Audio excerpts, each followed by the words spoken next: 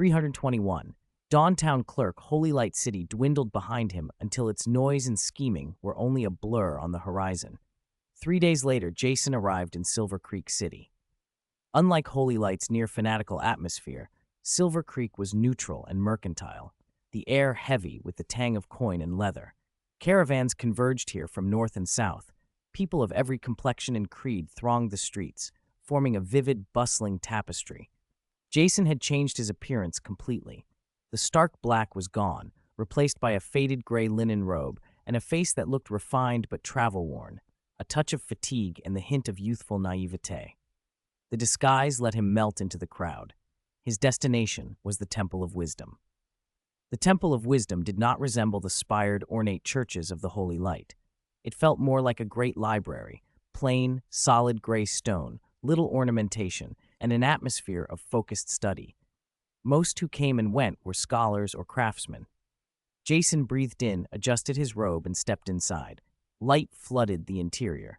Towering bookshelves took the place of statues. There were no hymns, only the rustle of pages and quiet conversation. A middle-aged deacon arranging volumes noticed him. "Hello, young man. Can I help you?" Jason said nothing. He drew from his robe the metal badge, dulled by time, and offered it with both hands. The deacon took it casually at first, then froze. His pupils narrowed. His whole posture changed as he studied the worn mark and the faint residue of divine power clinging to it, a power he recognized from stories and old legends. The polite scholar's expression fell away, replaced by deep, reverent astonishment and a trace of nervous fear. "Please, follow me." The deacon lowered his voice, set down his work, and hurried Jason into a quiet reception room. "Wait here. I will inform the bishop immediately." "No need," Jason said, his voice hoarse and weary on purpose. "I am only a lost novice priest, not worthy of troubling the bishop.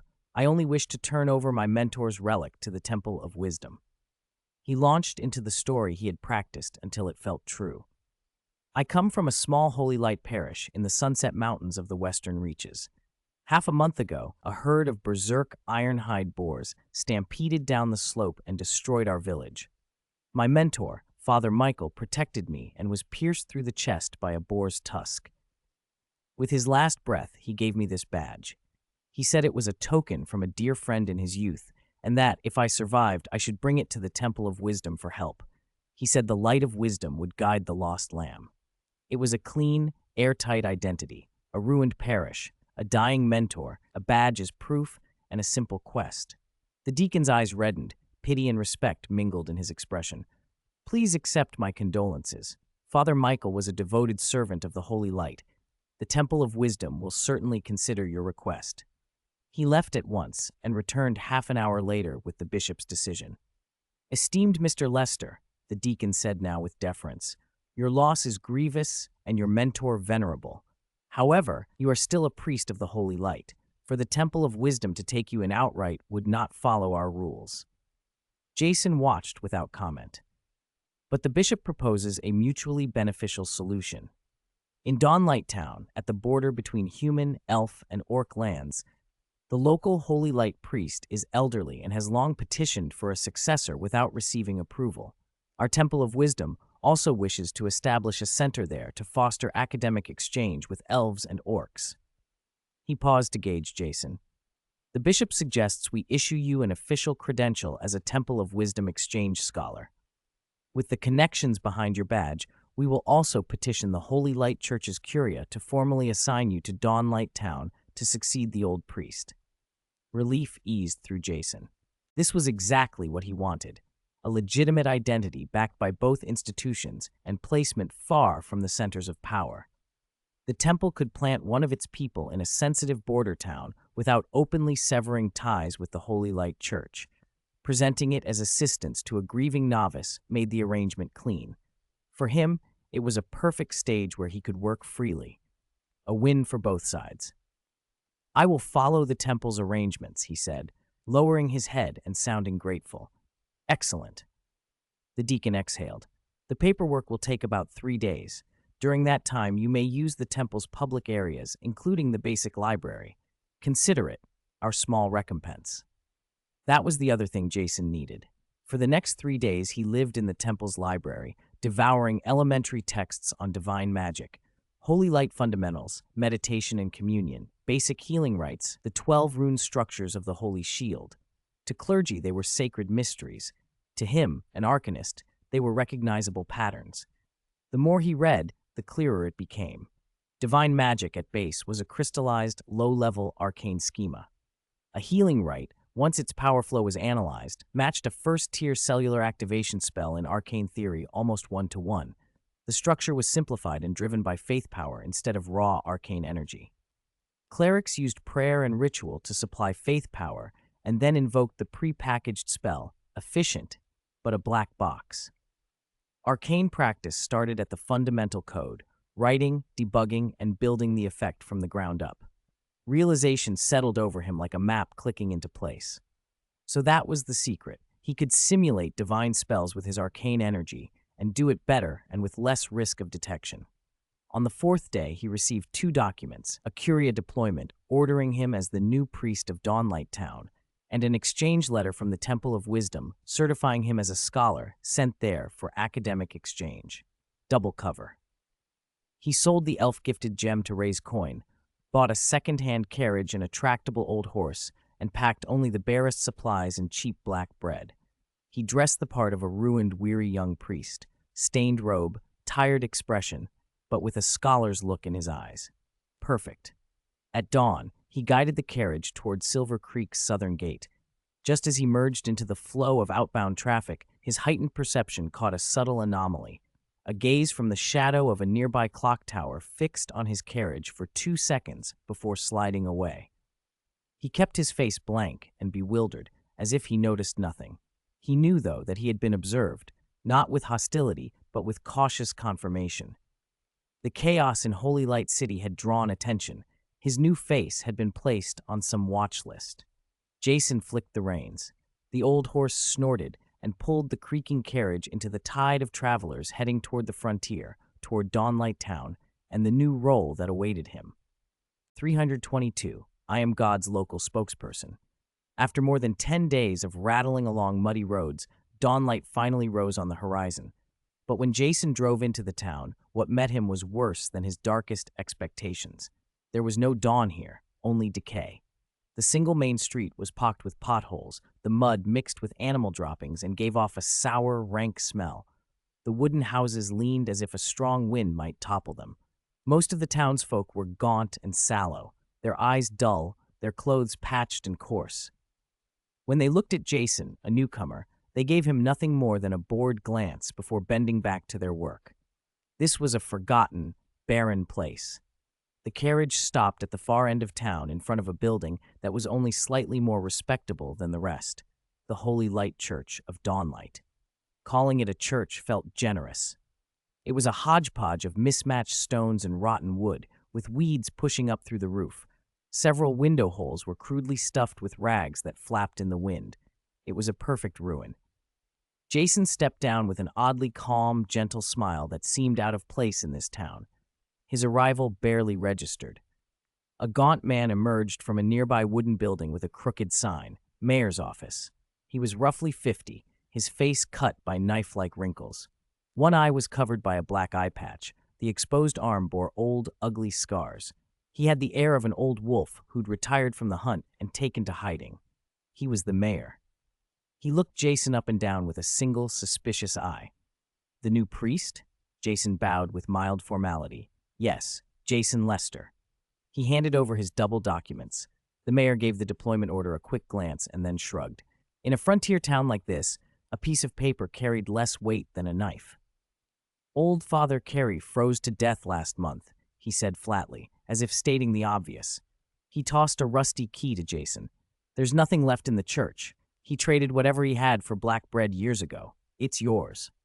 Jason accepted the key with a quiet nod and walked through the creaking door. A wave of mold and dust hit him. The pews were overturned, the head of the Holy Light statue plastered with bird droppings. In the yard, he found what might once have been the only valuable thing here, a small dry pool paved with pebbles, centered on a long dead fountain. This was the Holy Spring, the records mentioned, now a moss-streaked depression.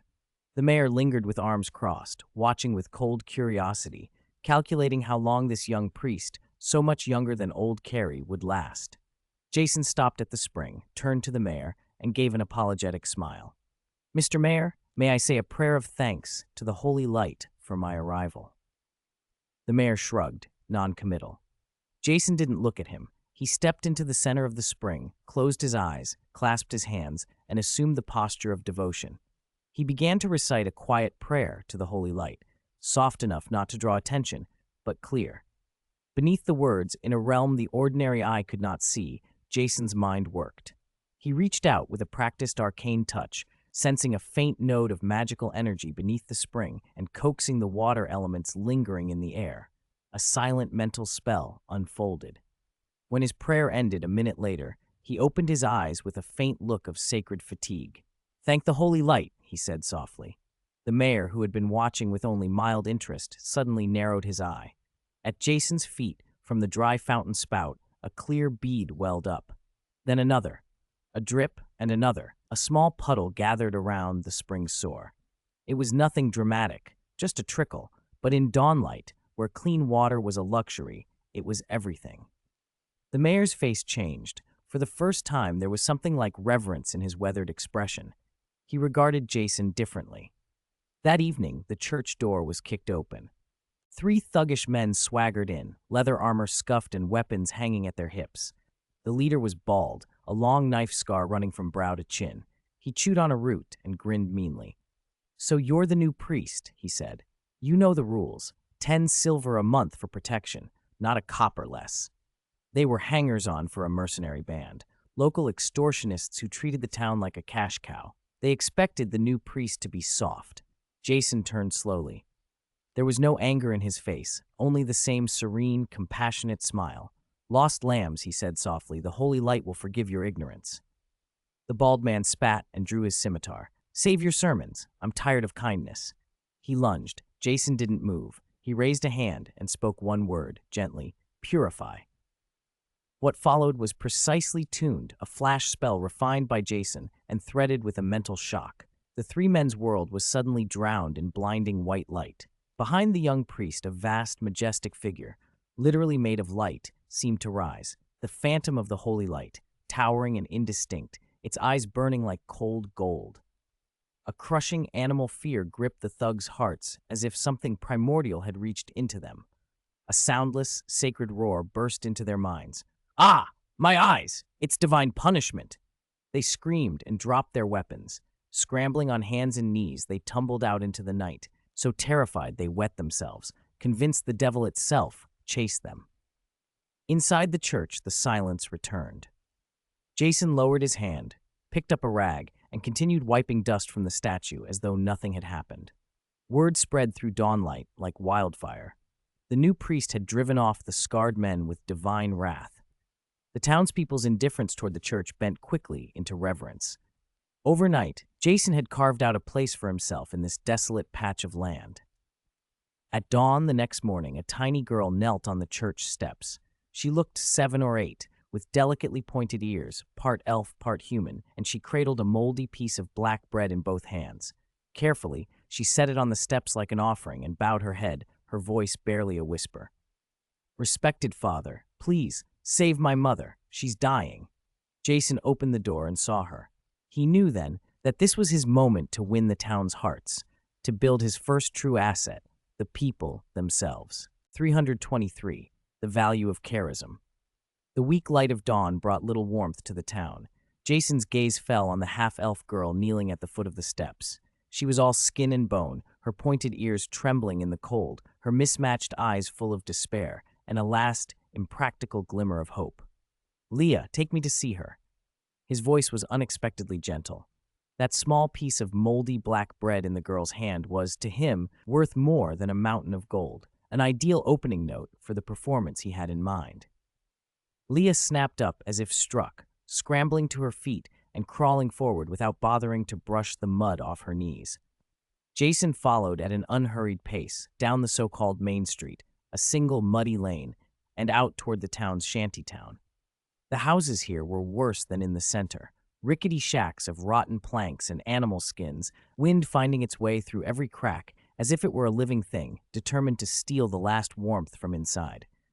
People peered out from behind tatters of cloth, their faces a mix of curiosity and numbness, staring at the newcomer, the priest rumored to be able to call down divine justice. Leah pushed aside a curtain of tattered cloth.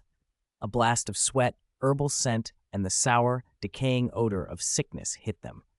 A woman lay on a board strewn with dry grass, her lips cracked, her face burning red. She breathed fast and shallow and had slipped into unconsciousness. It was Leia's mother. "Father, Mama, she's been burning for 3 days. The herbalist said it's swamp fever. There's no hope." Leah's voice broke, tears spilling down her face. Jason stepped past the filth without hesitation and pressed his hand to the woman's forehead. It was scorching. He lifted her eyelids to check the pupils, felt her neck, felt for swollen lymph nodes. In his mind, precise and clinical, everything clicked into place. High fever, coma, swollen nodes, and acute systemic infection. In this world, such a diagnosis was often a death sentence. To him, however, the remedy was simple and practical: disinfection, fever reduction, and an antimicrobial, basic care, not mystical intervention. "The holy light will not abandon any faithful soul," he said softly to the crowd gathered at the door. "I must return to the church to pray for the formula for the holy water that cleanses disease. Until I return, do not disturb her." He did not wait for questions. Back at the dilapidated church, he slammed the door, then produced a small alchemy bench from his storage and the handful of herbs he'd gathered that day: wormwood, a pungent root the locals called dragon root, and several common starch tubers. In steady, practiced hands, he set to work: distillation, extraction, separation. An hour later, he had 2 things: a small bottle of dark green liquid that smelled bitter, an extract from the wormwood, a potent anti-infective much like artemisinin, ready with simple excipients to reduce fever, and a large bottle of clear, sharp-smelling liquid, high-proof alcohol produced by fermenting the starch and purifying it. To any arcanist, it was basic alchemy. To these people, it would be miracle. When Jason returned, a crowd 3 people deep jammed the doorway. Even the one-eyed mayor had come, suspicion and desperate hope reflected in his weathered face. Jason raised the 2 bottles. "This is the water of purification," he announced solemnly, holding up the clear liquid. "It cleanses all filth." He lifted the dark green vial. "This is the ambrosia of the holy light, able to drive out disease and restore life." He entered the shack beneath a hush. He soaked a clean linen cloth in the sharp water of purification and gently wiped the patient's fever-hot forehead, neck, and hands. The alcohol evaporated, carrying heat with it. The cooling was almost visible. To the onlookers, that smelled of sacredness. He helped the woman sit up a little, pried open her cracked lips, and fed her the entire small vial of the ambrosia of the holy light, every drop swallowed. Then he stepped outside and sat on a random stone, closing his eyes as if he'd merely done a small thing. Minutes dragged by in a tense silence. The crowd muttered, some doubtful, some whispering prayers. Leah knelt at the entrance, hands clenched so tight she forgot to breathe. About 2 hours later came a faint, ragged cough from inside the shack. Silence snapped into stunned excitement. Leah bolted inside. "Mama, Mama, you're awake?" The woman on the board opened her eyes slowly.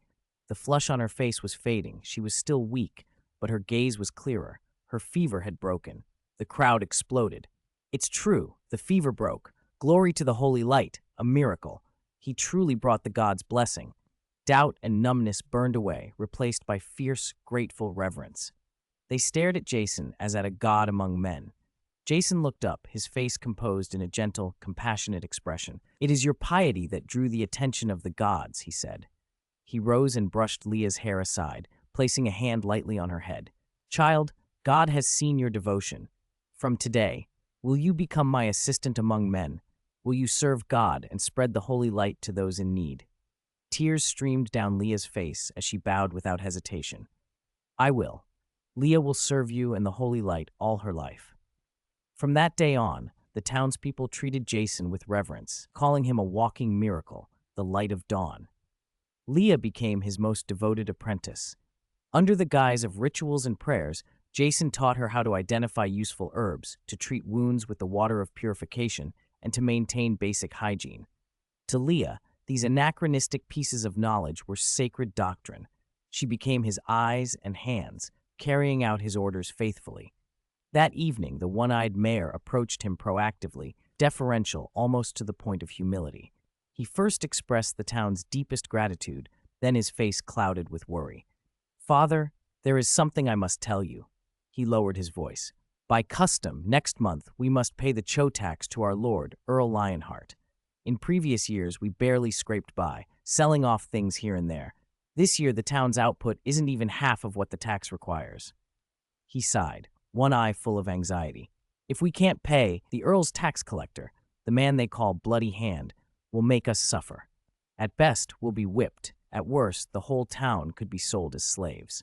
324. My town, my rules. The hearth in the church crackled, driving the chill from the room, but no warmth reached the one-eyed mayor's face. His brow was knotted. "Father, Earl Lionheart's taxes are like a mountain pressing down on our town. We've been crushed by them for generations," he said, voice heavy with helplessness. "Your divine grace heals the sick, but it doesn't fill the Earl's coffers." Jason watched the flames dance. He knew faith and prestige meant little against raw power and violence. If he wanted to put down roots here and make Dawnlight Town his resource base, he had to deal with that power. That meant clearing the weeds choking the town's productivity, beginning with Buck, the only grain merchant in town. Buck and the ruffians he'd used to intimidate folks were tied to the same mercenary band.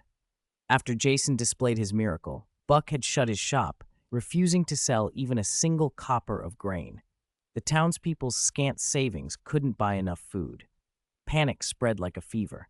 Buck intended to use hunger to prove that no matter how strong the father's miracles seemed, they wouldn't fill bellies. In the end, everyone would bow to him and those behind him. "Mayor, be at ease," Jason interrupted. "The holy light does not promise unearned blessings, but it does clear the thorns for the diligent. We only need to pull the weeds from the field." The next morning, a notice went up on the church door. The Holy Spring would be opened 3 times a day and available to all townspeople. The Father had received a revelation. In 3 days, the Holy Light would again bestow grace sufficient to solve the food crisis. The town cheered. Buck felt the pressure tighten.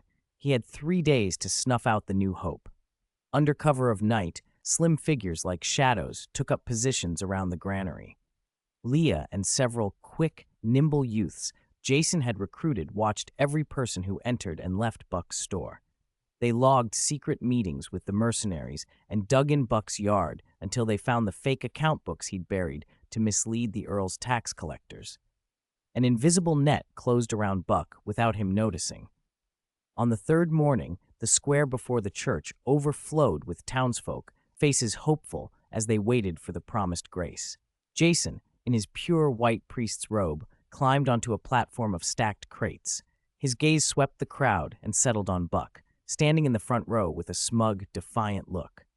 "The Holy Light tells me that before wheat seedlings can be sown, the poisonous weeds must be pulled," Jason said, his voice carried by a light arcane amplification that made every ear catch his words. He did not produce bread. Instead, he went on to enumerate Buck's crimes. "Buck, you raised prices and oppressed your neighbors. That is your first transgression. You colluded with the Wild Wolf mercenary group and let ruffians harass the townspeople. Your second. You falsified accounts, dodged the Lord's taxes, and tried to make the whole town pay for your crimes. Your third."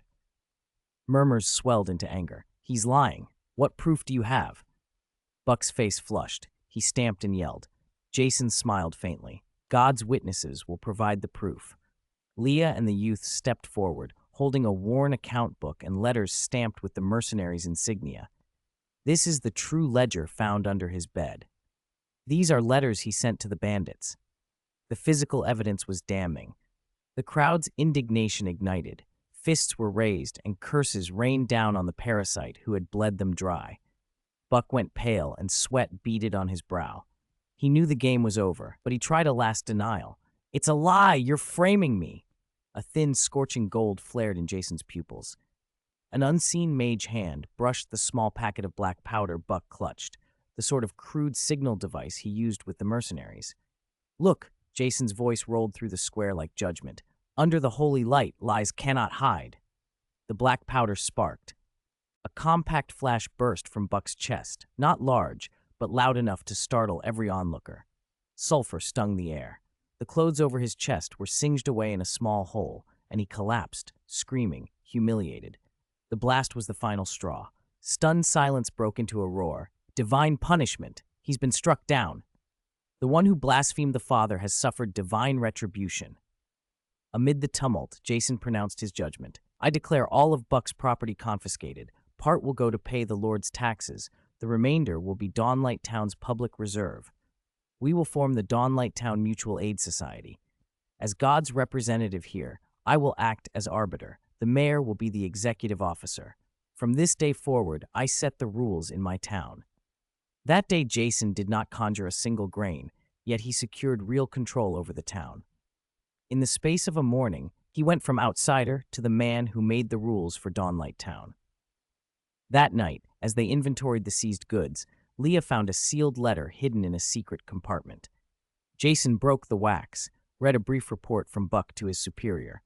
The signature at the bottom was from a confidant of Earl Lionheart. He held the paper over a candle until it curled and turned to ash. The immediate tax crisis had been neutralized, but the real fish had only just shown its tail. This was a divinely granted harvest. Jason stood on the simple bell tower of the church, looking out over the scattered, overgrown fields outside Dawnlight Town. He had cleared out the internal weeds, settled the town's disputes, and brought the wasteland under his control. The one-eyed mayor saw only the imminent tax revenue. Jason saw something larger, a future granary, the means to recruit soldiery, the embryo of a stable rear base. Land was the most fundamental resource for any power. Here he intended to spark a small agricultural revolution under his direction, the cornerstone for accumulating capital, building his team, and meeting every challenge ahead. The next day, every townsman was summoned for a communal labor called the Divine Grace Reclamation. They discovered, to their surprise, that the hoes and plows that had been used for decades and dulled to uselessness were different. The old hoes were unexpectedly sharp. The hard soil that once took Herculean effort now split open with a single deep cut. The wooden plowshares were suddenly sturdy. Even when they struck stones, they did not splinter the way they used to. The townspeople had no idea that, during the night, Jason had used basic arcane knowledge to enchant each tool with low-level sharpness and sturdiness spells. To them, it was the power of divine tools. They worked with surprising enthusiasm. Reclamation efficiency leapt several times over, and long-forgotten smiles returned to haggard faces.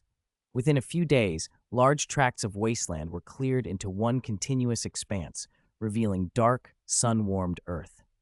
Then Jason moved to the next phase. He gathered Leah and his core group of youths and taught them how to make a new kind of fertilizer. They collected the ashes of certain burned plants, crushed several mineral powders from the mountains, and mixed them in a strict, almost rigorous ratio. The mixture was poured into large barrels and infused with water, Jason called Holy Spring water, water he had permeated with a trace of his life energy to promote growth. Leah and the others did not know that the ashes and powders were rich in nitrogen, phosphorus, and potassium.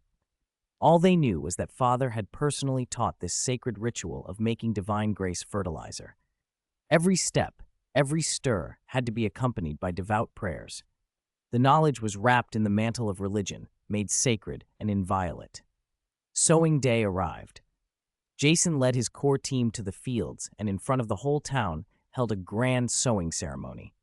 He personally scattered seeds mixed with divine grace fertilizer into the soil with slow, rhythmic motions. At the climax, he raised his hands and intoned a solemn prayer in ancient syllables no one understood. A quiet wave of life, centered on him, spread over the newly sown ground, the faint life-catalyzing effect he simulated with arcane energy. The crowd saw only the respected Father with his closed eyes and sweating brow, straining in apparent communion with the gods and praying for a bountiful harvest. Throughout, Jason taught his core members the procedures but never the why. He wanted an unassailable knowledge barrier and technological monopoly. He wanted to be the irreplaceable source of understanding. The results were astonishing. In a week, neat green shoots appeared, growing more than twice as fast as in any previous vigorous year. In 2 weeks, Dawnlight's fields were a pleasing swath of lush green. The wheat stood strong and tall, leaves thick and waving in the wind, full of vigorous life, a sharp contrast to the sparse, yellowing plots in the surrounding villages. A southern caravan, stopping as usual to replenish water, reined in when its leader saw the verdant fields. He blinked as if to clear his eyes. "Heavens," he breathed. "Is this Dawnlight Town? Did I take a wrong turn?" One of his men craned his neck and stammered, "Boss, half a month ago, this place looked dead. Now, look at that wheat. It's like it's growing on purpose." "I heard a new father who can work miracles has come," another muttered. The unusual fertility of Dawnlight, like a beacon in the night, stood out across the desolate borderlands and drew attention. Starving refugees and entire families came looking. Envious villagers from neighboring settlements sneaked to the edge of the fields to stare. Curious elves watched from the forest's edge, and inevitably it caught the greedy eye of Earl Lionheart. New opportunities and new dangers were already at the town's doorstep. The harvest from Dawnlight Town provided much-needed relief, easing the burden of the Lord's taxes for a while.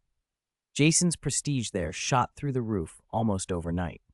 Still, he knew it was only a brief calm before the storm.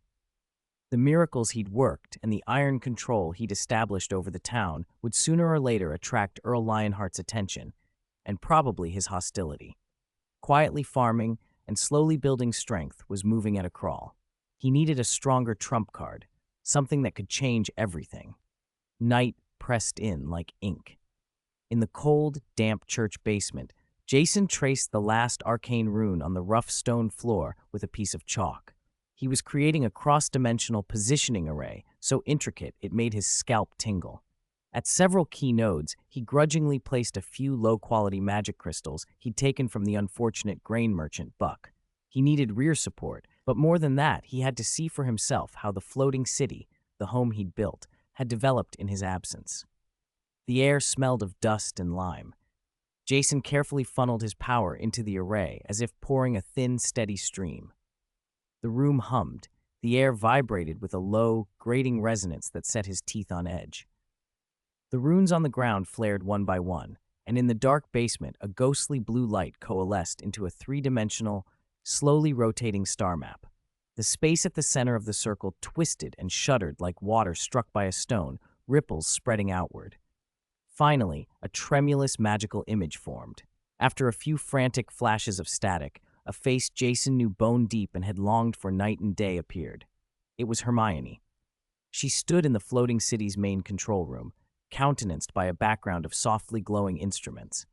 Worry filled her features. When she clearly saw Jason's face, her usually bright eyes misted over. "Jason, I'm fine," he said, and a tenderness slipped into his voice before he realized it. "Everything's all right here." The simple reassurance seemed to steady her more than anything. She composed herself in a breath, switching to the steady, efficient expression he knew so well.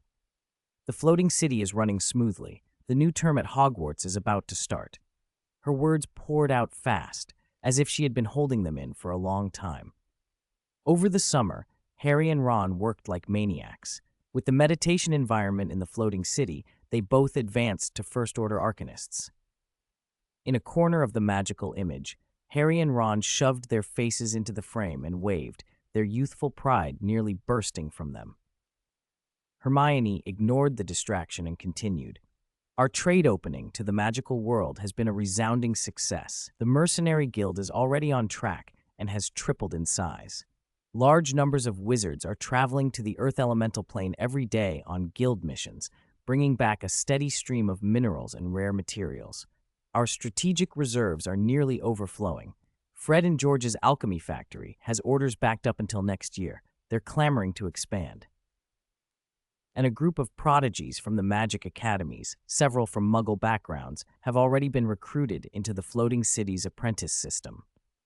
Jason felt his chest warm with relief and pride. His rear base, his home, no longer needed him to micromanage everything. It had become a self-sustaining, thriving force. Then a shadow colder than the blue light itself intruded into the image. Snape had squeezed into the frame. Still in his perpetual black robes and with a face the color of ash, he brought with him that familiar, implacable reserve. But Jason caught the unmistakable glint of barely concealed pride in his abyssal eyes. "Lester, don't waste my time," Snape said in that dry, measured tone that always sounded like a funeral dirge. He held up a crystal vial containing a liquid so clear it looked like polished glass. It shimmered oddly in the light. "I've been working on a small research result." He set the vial on display. "I call it soul-cleansing holy water," he announced, and for once the corner of his mouth tipped into something like a smile. "It completely purifies negative effects and non-physical injuries at the soul level, a kind of cleanser." Jason's breath caught. His heart felt as if an invisible hand had clamped down on it. Snape went on, almost conversationally, "As a clinical trial, Neville Longbottom's parents took this potion 2 weeks ago. They have completely recovered from the after effects of Crucio. They're lucid, completely restored." The news hit like lightning. On the other end of the image, Harry and Ron gaped. Neville's muffled, uncontrollable sobs of joy leaked through the channel. Jason's pupils tightened. Healing the Longbottoms had been one of the deepest regrets in the original timeline. Snape had actually done it. Whatever this potion was, it was a masterpiece in potion making. The image flickered, and Dumbledore stepped forward, his presence instantly stabilizing the channel. The unfathomable second-order Arcanist's power surged, pure and massive, and the wavering transmission steadied as if welded from steel. He reached out and pushed something through the void. A heavy, dragon hide-wrapped pouch shot into the room and thudded to rest at Jason's feet. "Take care, Jason," Dumbledore said gently. The image dissolved, carrying everyone's faces away, and the basement fell back into darkness and silence. The array's glow died slowly on the stone. Jason crouched and opened the package, which still thrummed with spatial residue. Inside lay the crystal vial of soul-cleansing holy water, its depths shining as if a whole world were contained within. A dozen high-purity magic crystals radiating nearly flawless energy, and a parchment scroll densely filled with blueprints for new alchemical tools. He cradled the potion in his palm and felt the vast, sacred power within. In this strange world of curses and mind control, a potion that could cleanse the soul was priceless, an absolute game-changer. He looked at the vial long and hard, the night's darkness outside the small basement window pressing in. A plan, audacious, dangerous, and perhaps mad, quietly took root and began to grow in his mind. 327. The Count's Fury. The main hall of Earl Lionheart's castle was cold and echoing. The tax collector who had fled Dawnlight Town crouched on the marble floor, shaking like a leaf. He embroidered his story with every tremor of fear, his voice high and brittle. "My Lord Earl, that priest, he's not a priest. He's a demon. He uses sorcery. He just waved his hand, and my guards were struck by lightning from the sky and turned to charcoal. A true priest would never do such a thing. He's a heretic." And that tall guard beside him, my sword hit him, and it was like striking steel, not a single scratch. "That man, he isn't human at all. He's a heretic." Earl Lionheart, a broad-shouldered, bearded man in middle age, sat in a high-backed oak chair. At first, he looked merely annoyed, but when the collector described Dawnlight's bright green wheat fields and the townspeople's fervent devotion to the new priest, a greedy, violent light crept into the Earl's dark eyes. A priest who could conjure food, a guard impervious to blades, and land beyond his control that produced wealth. This was no longer a simple tax problem. It was a direct challenge to his authority. He drained his mead and slammed the metal goblet down. "Cultists," he roared, his voice rolling through the empty hall. He rose and began to pace, armor plates clanking. "Issue my orders. Muster the 3rd and 5th Night Squadrons. Call in every able-bodied man from the vassal villages. I will lead the charge myself. We will raze that accursed Dawnlight Town and hang that cult leader and every one of his followers." From the cold castle shadow, the specter of war fell swiftly toward Dawnlight Town. But within the town itself, fervor burned. Jason would not stand idle. While the Earl's forces were still assembling, he mounted the platform before the church and announced the coming trial. "The secular world approaches with a butcher's knife," he told the townspeople. "The greedy lord comes to seize the harvest he claims the gods gave him. Will you kneel and return to paying his taxes, or will you stand with your hands and your courage to defend your homes and your faith?" "Defend our homes! Defend our faith!" the crowd shouted, fists raised. Their eyes shone with a mix of faith and hope, the very spirit Jason had hoped to kindle. He walked to the edge of town, laid his hands on the dry earth, and began chanting old, complex incantations. The ground trembled. Under the astonished gaze of everyone, the soil at the town's edge rolled and writhed as if alive, then rose, compacted, and hardened. A sturdy stone wall grew up before them, over 3 meters tall and more than a meter thick, encircling Dawnlight Town in a matter of moments. Miracles, truly. Sirius. Jason turned to his companion. Sirius understood at once. He strode forward and, drawing on his long experience in combat, began directing the townsfolk to build arrow towers and defensive platforms atop the new ramparts. Jason paced the length of the wall, tracing basic defensive and warning runes into the stone. Arcane light flowed from his fingertips as complex symbols sank into the masonry and vanished. The town became, overnight, a bustling construction site. Sirius peeled off his restrictive shirt, revealing lean muscle, and took charge of training. He drilled the young men and the handful of mercenaries who had volunteered with a relentless, efficient regimen. Move faster. Eat later. The Earl's blade won't wait. His commands thundered across the practice grounds. Jason locked himself in the church basement with blueprints pilfered from the floating city and local materials. He set the alchemy into motion. Hardened leather armor enchanted for resilience, longswords infused with sharpening spells, batch after batch produced to arm the defenders. He assigned Leah, the half-elf girl, and the sharpest young minds to a reconnaissance unit called the Ravens. Like their namesake, they would slip into darkness and bring back all movements from the Earl's territory. Each dusk, Jason conducted a public blessing. He mixed a heavily diluted aura potion into holy water and distributed it to every townsman and woman involved in the work. The effect was both physical and psychological, a modest boost of strength and an overwhelming reassurance of divine favor. Bathed in that blessing, the town's cohesion reached new heights. In 10 days, Dawnlight Town had transformed from a docile flock into a fortified hedgehog bristling with spikes. At midnight on the 10th day, a shadow scaled the wall and rushed to the church. It was Leah. She burst into the basement, dropped to one knee, voice urgent but steady. "Father, the Ravens have returned with urgent intelligence." Jason listened as she spoke. "Earl Lionheart has gathered his private forces, about 300 knights and 500 infantry. They're marching toward us." Jason nodded. The numbers were within his expectations.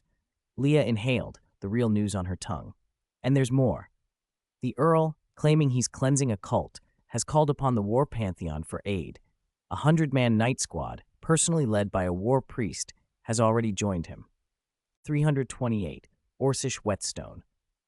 In the church basement, the single oil lamp guttered in the damp air, its weak circle of light stretching and twisting the shadows of the people gathered against the stone wall. The news Cho had brought back felt like a pincer closing in on Dawnlight Town, a town only just beginning to stir. Earl Lionheart's 800 soldiers and the War Pantheon's 100 Temple Knights were already poised to strike. Worse, Cho had found a third force, over 300 orcs of the Bloodfang clan, long in league with the Earl, lying in ambush on the flank. With an enemy in front and another behind, any attempt at a desperate defense would be laughable. The only outcome would be total annihilation, town burned to ash, survivors dragged before the gallows. "This is too passive." Sirius's eyes were bloodshot with ferocity and impatience. He slammed his fist on the rickety table and the lamp's flame leapt. "We can't just sit here. They have nearly 1,000 men between them, and us? 100 dirt-poor farmers who only just put down their hoes. To defend is to wait for death." He rose abruptly, pacing the cramped basement like a trapped beast. "We must take one of them out before they surround us." He stopped and fixed Jason with a glare. "I'll go. I'll lead the recruits and cleave off every Bloodfang head I see. Let them taste blood and learn what war is." Cho's face went pale. 300 orcs. If Dawnlight's meager force met them head-on, it would be a slaughter, and survival would be uncertain. "No," Jason cut in, his voice calm and cold enough to still Sirius. He had been staring down at the charcoal map spread on the table. Now he lifted his head, emotionless. "Green recruits do need tempering, but you don't take an untried blade and scrape it against a stone wall. The blade breaks, and the man is gone. We can't use everything we have, gods watch this continent. He traced a mark on the map with a finger. Their first blood must be clean and decisive. I want a whetstone I have already broken. That night the moon was gone behind clouds and the world was black. A dark figure hugged the wall, scaled Dawnlight's new stone ramparts, and melted into the night below. Jason went alone, without guards, toward the Bloodfang settlement. The orc encampment hugged the mountain, 300 or so, tents scattered and disorderly. The air carried bonfire smoke, cheap ale, body odor, and the sour tang of latrines, enough to make a man retch. 2-meter-tall orc sentries, clutching crude stone axes, dozed on the perimeter, convinced a weak human town wouldn't dare touch them. That complacency suited Jason. He moved through rocks and scrub, breath shallow, feet silent. He slipped past the sentries into the camp's heart. His targets were simple: water and food. The settlement's only water came from a small mountain stream. From inside his cloak, he drew a small, dark porcelain vial and removed the cork. The potion he'd brewed that afternoon with alchemy was colorless and odorless in water, but ingested it worked like a broad, weakening curse. Vomiting, diarrhea, collapse, inability even to stand. Against a rough camp, poison was more efficient than steel. Though he could not unleash his full power openly, a little alchemy was permitted. He poured every last drop of the vial into the stream upstream. The clear liquid mixed and flowed down toward the camp. Then he crept into the food tent. A wave of rotten, dried meat and fermenting grain hit him. He stifled a gag, and with the same potion, sprinkled another vial over the stacked provisions. Satisfied, he slipped back into the shadows. At dawn, the mist clung cold to the earth. Sirius stood before 100 new recruits in enchanted leather, a longsword in his hand and a grim set to his face. "Listen," his voice rolled like thunder. "From today you are not farmers with hoes. You are warriors. You are the men of Dawnlight Town. Follow me. Flatten the orc camp, and let the blood of the Bloodfang tell the Earl in his castle, and all who would steal our food and burn our homes, that the men of Dawnlight Town are not cowards." The recruits roared, rough and chaotic, but filled with desperate fervor.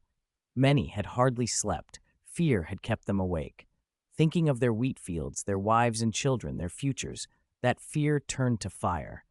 They charged out of the wall for the first time. When they reached the camp's edge, panting, the sight stopped them cold. The whole settlement was unnaturally quiet, the sour stench worse than before. Orcs lay clutching their bellies, doubled over, faces green, groaning, too weak to stand. Weapons lay scattered.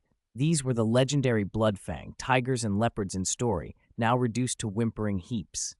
"Kill!" Sirius didn't hesitate. He was first in, his enchanted blade flashing. A burly orc struggled up. Before it could react, a heavy head rolled free and hot blood sprayed. The sight struck the recruits like a hammer. They froze, then ignited at Sirius's example.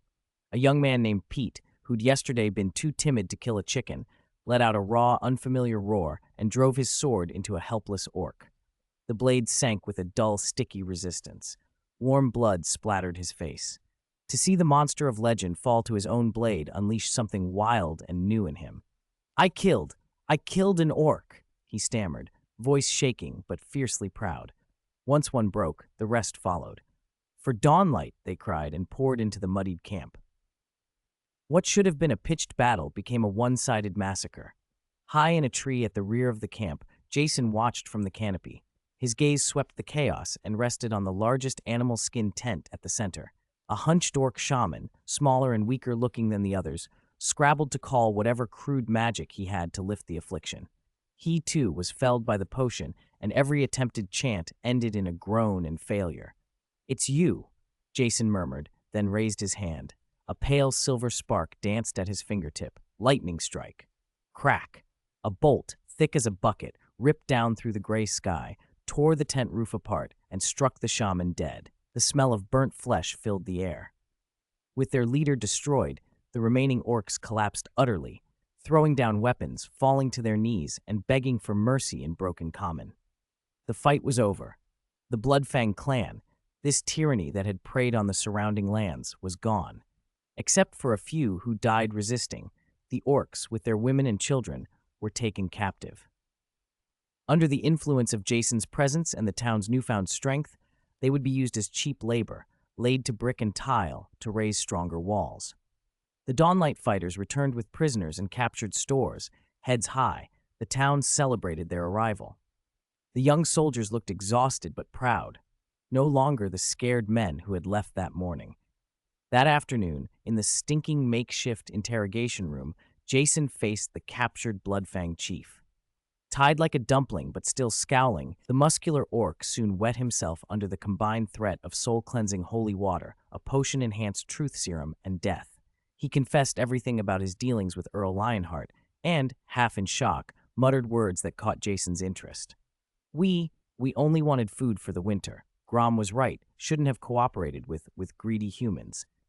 The glory of the ancestors is gone, all gone. North, further north, Storm Peak Mountains, there are ancient clans who still worship the ancestors. They look down on us, call us cowards, say we sold our souls. 329. The value of soul-clearing holy water. The defeat of the Bloodfang clan turned Dawnlight Town into a long-awaited carnival. Broken weapons, animal hides, and the pitiful winter rations the orcs had carried were hauled into the town warehouse like spoils. The captured, beaten orcs, prodded with guards' clubs, became free labor, grunting as they moved stones to reinforce the walls. Greenhorn recruits were suddenly heroes. They strutted, downing mug after mug of ale handed to them by grateful townsfolk, boasting about how they'd cleaved an orc's head in one swing, spitting more bravado than beer. An almost unreal cheerfulness hung over the town. Earl Lionheart and the War Pantheon's allied army felt, for the moment, like distant news. Of course, not everyone was swept up in the euphoria. The church basement had been turned into a temporary dungeon. Jason, Sirius, and Leah stood staring at an unusual trophy, the orc shaman Jason had felled with a single lightning strike. He wasn't dead, but he might as well have been. Thick iron chains bound him to a wooden cross. His body was badly charred, and the air around him smelled of burnt flesh. He had gone mad, alternately roaring and whimpering, while chaotic elemental energies writhed inside him, throwing off tiny arcs of electricity and dark red sparks from his mouth and nose. Mental backlash and severe soul damage, his spirit was cracking away piece by piece. It wouldn't be long before it dissipated entirely, without even the chance to cross the Styx. "Tsk, what a troublesome fellow," Sirius said, pinching his nose. "Why don't we just put him out of his misery? His howling is maddening." Laya, curled in the corner shadow, looked at the shaman with something like pity. "No, he's still useful." Jason watched the shaman with the kind of cold, clinical focus a surgeon brings to a dissection. He will be the cornerstone of Dawnlight Town's new chapter, and a gift for the Earl. Sirius and Laya exchanged stunned looks. Jason offered no explanation. Instead, he turned and left the dungeon. "Bring all the orc captives to the church square. I have a divine oracle to announce." Half an hour later, the church square was full. Nearly 200 orc captives, men, women, children, were herded together, faces numb with fear and hatred, clustered like a flock awaiting slaughter. The townspeople gathered around, murmuring, eager to see what their omnipotent father would do next. Jason mounted the church's high platform.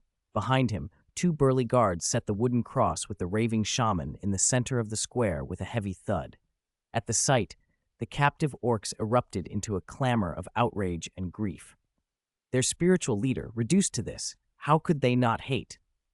"Your shaman, following false gods, led you astray," Jason's voice rang out, magically amplified to drown everything else. He looked down at the orcs. "He served a greedy lord who wanted your hands stained with innocent blood. For that, God sent down lightning to punish him." "But," an orc began. Jason's tone softened, a practiced compassion in it. "The light of God also gives sinners a chance. Today, before you all, I will purify his corrupted soul and grant him new life." He stepped down from the platform and walked to the cross. From within his robes, he produced a crystal bottle that contained a clear liquid, soul-clearing holy water. The moment he removed the stopper, a clean, bright aura spread through the square. It was hard to describe, but everyone, townsfolk and orcs alike, felt their minds clear. The fatigue and tension of recent days seemed to wash away. A hush fell over the crowd. Even Sirius narrowed his eyes. He could sense the purity of the soul energy in that bottle. His mind raced. Snape, that greasy fellow, he had actually managed to create such a divine-seeming artifact. Jason pried the shaman's jaw open and poured the water in. What happened next stunned everyone. A soft, dazzling pillar of white light erupted from the shaman's body and shot up into the sky. The light felt sacred and warm, full of life. The charred, curled skin began to heal and slough away, revealing unblemished flesh. The wild elemental energies calmed. The terrified frenzy in the shaman's face eased into serenity. Black mists, like threads of wounded soul, were forced out of the top of his head. They screamed silently in the holy glow and dissolved into nothing.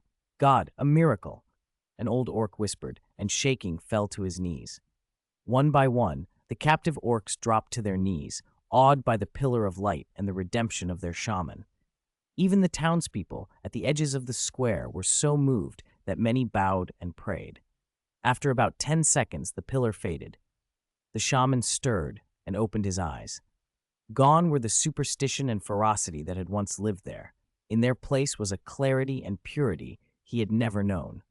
His name was Grom. He felt his soul whole again for the first time. The lethal wounds from the lightning strike and the scars from forced communion with the spirits of nature were gone. His old belief of drawing violent power from the earth and sky seemed crude beside this power of creation and redemption. This was a true God, he realized, one who saved rather than destroyed. Great, messenger of God. Grom croaked. He slipped from his ropes, slid down the cross, and performed the oldest orc ritual, prostrating himself and kissing the dust at Jason's feet. Sinner Grom pledges himself to you, my lord. I offer my humble soul and my loyalty. I will not betray you. A wave of voices rose from the square as the rest of the captives followed Grom's example. We pledge ourselves to you as our lord. Jason accepted their fealty. That night, in the church basement, Grom, fully recovered, spoke freely. Master, as you suspected, the Blood-Fang chieftain did not lie. Far in the Storm Peak Mountains to the north live ancient clans who worship the spirits of their ancestors. The White Wolf clan leads them. They scorn clans like ours who deal with human lords, saying we've lost the orc's glory. I know a hidden path that skirts the Earl's lands and brings you to the foothills of the Storm Peaks, he added, eyes blazing. Let me go. I will tell them the true hope has arrived. The greedy human lords and the false gods they follow are our common enemy. Jason studied him and smiled. Very well, Grom. You will take a few trusted kin and escape from Dawnlight Town. He handed Grom a wolf fang engraved with a faint magical imprint. Use this to contact me in a crisis. As you command, my great master. Grom took the fang solemnly, clutching it like a promise. The seed of influence had been planted, a piece on the board that might tip Dawnlight Town's fortunes. But threats never gave much time to scheme. In the middle of that night, after Grom had slipped away with his companions, a shadow moved in Jason's room. Laya stood there, pale, breath quick. Sir, the Earl's allied army and the War Pantheon have assembled. Their vanguard, 200 cavalry, has already reached the crossroads 10 miles outside town. War was coming. 330, Judgment of the Temple of War. 3 miles outside Dawnlight Town, tents ran to the horizon. Nearly 1,000 soldiers were encamped there, a dark, oppressive mass that seemed to swallow part of the new dawn. Earl Bert Lionheart's family banner and the War Temple's Warhammer standard flapped and frayed in the morning breeze. Men moved in a constant churn through the camp. The rasp of whetstones and the thud of stakes being driven into palisades merged into one sound, and an unmistakable aura of violence hung over everything. At the very front, a troop of cavalry detachment rolled slowly forward. 2 figures rode side by side and presented a sharp contrast. Earl Bert Lionheart was clad in heavy family plate, his face obscured by a thick beard that could not conceal his greed. His eyes were fixed on the distant stone wall, and he longed to lead his men forward and grind it into rubble. Beside him rode the war priest Chorus, a man nearing 50 with features as hard as carved stone. He wore heavy armor etched with sacred runes. His hands were empty, but a great warhammer, symbol of divine authority, hung at his waist. Chorus's gaze carried none of the Earl's worldly hunger, only a cold, fanatical zeal that brooked no question. Behind them, 2 knights held aloft banners, and dozens of Templar knights flanked the pair as the host inched toward Dawnlight Town. This was the final ultimatum before war, the War Temple's declaration of judgment upon heretics. On the stone wall, the tension was a tangible thing. The thin pride of the new recruits, fresh from a victory, had been ground down by the sheer weight of the enemy lines below. Palms were slick with sweat, hands clenched so hard on sword hilts the knuckles went white. They swallowed constantly to ease the tightness in their throats. Jason stood in the center of the wall in a plain white priest's robe. Morning light washed his face, and his calm made the thousands arrayed below seem small.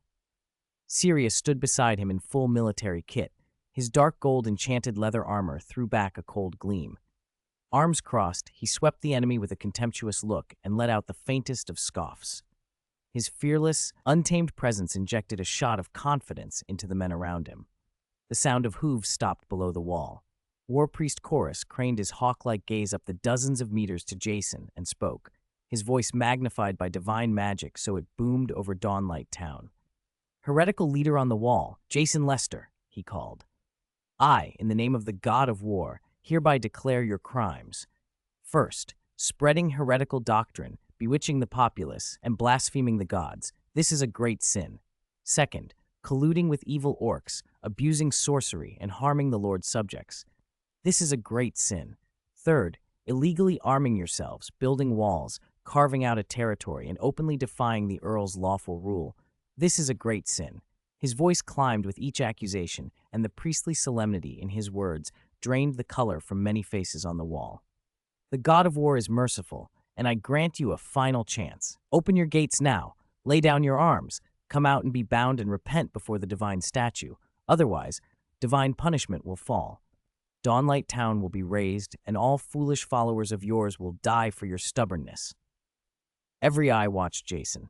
He stepped forward, rested his hand on the cold battlement, and met Chorus's gaze.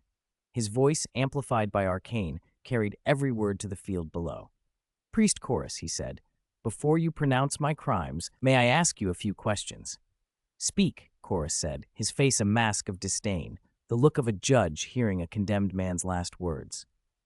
"Before you came to Dawnlight Town, the townsfolk here were starving, poorly clothed, barely surviving under the Earl's heavy taxes. Where at that time was your God of War?" Chorus's brow tightened. "I used divinely bestowed knowledge to make the land fertile, to feed and clothe the people, and to build walls to protect their homes. How is that a crime? As for colluding with orcs," Jason's tone threaded with quiet mockery, "the Bloodfang clan was a blade the Earl bought to stab these poor townspeople in the back. I simply snapped that blade before he could use it. Is it only noblemen who may deal with foreign races, while commoners aren't permitted to defend their own lives?" Earl Bert Lionheart's face behind Chorus went pale at those words. More importantly, a stir ran through the ranks of the conscripted peasant soldiers in the Allied army, men who knew exactly what Jason spoke of, men who saw their own starving families in his words. Jason ignored the movement and turned back to the war priest, his voice growing grave. "Tell me, Priest Chorus, does the glory of a god truly bring happiness, health, and a peaceful life to his followers? Or does it sharpen the nobles' blades and fill their dungeons with more poor people who cannot pay taxes?" Nonsense. The question struck a nerve and set Chorus's fury alight. "The dignity of the gods will not be questioned by a heretic like you." To reassert his authority and vent his wrath, he lifted the great hammer from his hip. "The gods say, blasphemers shall be consumed by fire." With that, a dark red fireball, over 2 meters across, roared from the tip of the warhammer. Carrying searing heat and violent force, it hurtled toward the stone wall where Jason stood. "War's fury!" Chorus shouted. Earl Bert's face split into a cruel smile. War Priest Chorus's spell was famed. One strike could blast a section of wall and everyone on it into ruin. The new recruits on the parapet screamed and crouched, but Jason did not move. Sirius, still with arms crossed, only yawned. Just as the cataclysmic fireball was about to strike, buzz! A translucent azure shield bloomed from the wall's stones. Countless intricate runes flowed across its surface.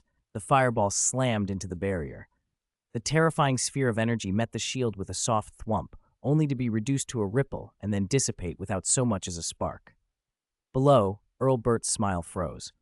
For the first time, cracks of disbelief appeared on Chorus's stony face. Shock, bewilderment, a thread of real fear mingled in his eyes. One of his strongest divine attacks had simply vanished. It hadn't even made the shield waver. "My God does not like war," Jason said, and his voice was final. "But since you have brought war in the name of God, then my God will answer in the name of peace." He turned away from the stunned host below the wall and walked down from the battlements. Sirius grinned, baring white teeth, then threw his longsword up with a single booming shout. Roar! After the initial stupefaction, hundreds of Dawnlight Town guards erupted in a battle cry that rolled up into the sky. Their priest had protected them. There was nothing to fear. The combined roar matched the force of the army below. Negotiations had failed. War had begun. From the rear of the Allied army came the heavy blast of horns. Soldiers pushed siege ladders and battering rams into place, preparing the first wave. Dawnlight Town, church basement, now the town's temporary command post. Jason stood before a large sand table with Sirius, the old town mayor, Leah, and several guard captains gathered around. "Their first wave will be a probing attack," Jason said, and tapped the sand table with a wooden stick. "Sirius, you hold the main wall. Archers, conserve your arrows. Do not fire until I give the command. Wait until they close. Don't worry." Sirius thumped his chest. "Old Mayor, you handle logistics, organize the women and elders to treat the wounded and to move rolling stones and logs." "Yes, sir," the mayor replied. The orders came with quiet efficiency. Jason's face remained calm, but everyone in the room felt the powerful current beneath that calm, like a river held just below the surface, waiting to be released. 331. Arcane praise on the city wall. The morning mist still clung to the horizon, and the sky was only beginning to lighten when a mournful, muffled horn blast tore the calm of Dawnlight Town apart. War had begun. Behind Earl Lionheart's formation, the supervisory squad's whips cracked like thunder, curses mingling into a bitter chorus. Leading the advance were neither the Earl's private soldiers nor the Templar Knights. They were cannon fodder, a ragged, emaciated rabble of serfs, trembling as they clutched sharpened wooden sticks and rusty farm tools. Whipped and wailing, they pushed creaking trebuchets and crude ladders toward the stone wall. It was not a charge, it was a march to the execution ground. On the high ground behind them, Earl Lionheart and War Priest Kalos sat side by side on horseback, watching with cold, detached eyes. "Grind them down with these wretches' lives," the Earl said flatly. "Wear out their arrows, wear out their strength. When the defenders on the wall are exhausted, my heavy infantry will climb over their corpses." Kalos nodded once. Flesh and blood were merely the foundation upon which holy victory was built. Their cries were the sweetest hymns to the god of war. But what happened on the city wall stunned everyone assembled. There was no expected rain of arrows, no rolling stones or logs. Behind the battlements stood an incongruous group of about 30 people. They wore the enchanted leather armor common to mercenaries, but over it they had pulled on new gray mage robes, no insignia oddly out of place. They carried no swords, only plain oak staves. They were Jason's hastily trained arcane firepower squad, a clutch of apprentices who had only just crossed the threshold of magic. Sirius stood at their front. Like Jason, he had forsaken showy leather for a simple priest's robe. He stood motionless, arms folded, eyes fixed on the advancing mass. 300 meters out, the cannon fodder wailed and pushed on. The new recruits on the wall had sweaty palms and white knuckles. Sirius did not move. 200 meters, the foremost trebuchet groaned. Sirius raised his right hand. "Attention all. Target straight ahead. Trebuchet number 3. Arcane Missiles Group, prepare." 10 of the apprentices stepped forward, lifting their staves. The cheap crystals at the tips glowed a ghostly blue. 3 rounds, volley fire, fire! Sirius's arm fell. Whoosh, whoosh, whoosh. Dozens of arcane missiles, trailing blue contrails, screamed through the air and struck the cumbersome trebuchet. The machine detonated in a storm of splinters and flying timbers. The dozen or so serfs hauling the cart were shredded by the blast before they could even scream. Blood and flesh spattered across the ground. In one volley, a crucial siege engine was destroyed before it could launch its first stone. The formation below went to pieces. The defenders on the wall broke into cheers that might have torn the roof off the town until Sirius's cold cut them off. Quiet. There was no trace of triumph on his face. He issued his next command with clinical efficiency. "Target number 2, left siege ladder. Windblade group, prepare." Aim at the support beams. Free fire. Fire! Green light bloomed at the staff tips. Dozens of translucent wind blades streaked out and sliced through the air. With dull, grating thuds, the massive siege ladder, one that required more than 20 men to carry, fell apart mid-advance. Several main support beams were cleanly severed. The ladder collapsed, crushing the serfs beneath it into a mangled heap and triggering a panicked stampede. "Excellent," Sirius said at last. "Group 3, see that officer with the whip? Fireball and ice cone on him." Blue missiles, green wind blades, exploding fireballs, and cones of ice trailed white mist as they cut through the assault. Above Dawnlight Town's stone wall, an arcane symphony played out, precise, efficient, and utterly devastating. This was no ordinary siege. From the start, it became a one-sided slaughter. The Allied commanders were dumbfounded. Their training taught that mages were precious and slow, protected assets who chanted long spells at decisive moments to unleash a single, war-turning power. But these were different. They cast as quickly as they breathed. The spells were not individually overwhelming, but there were so many, and they were terrifyingly accurate.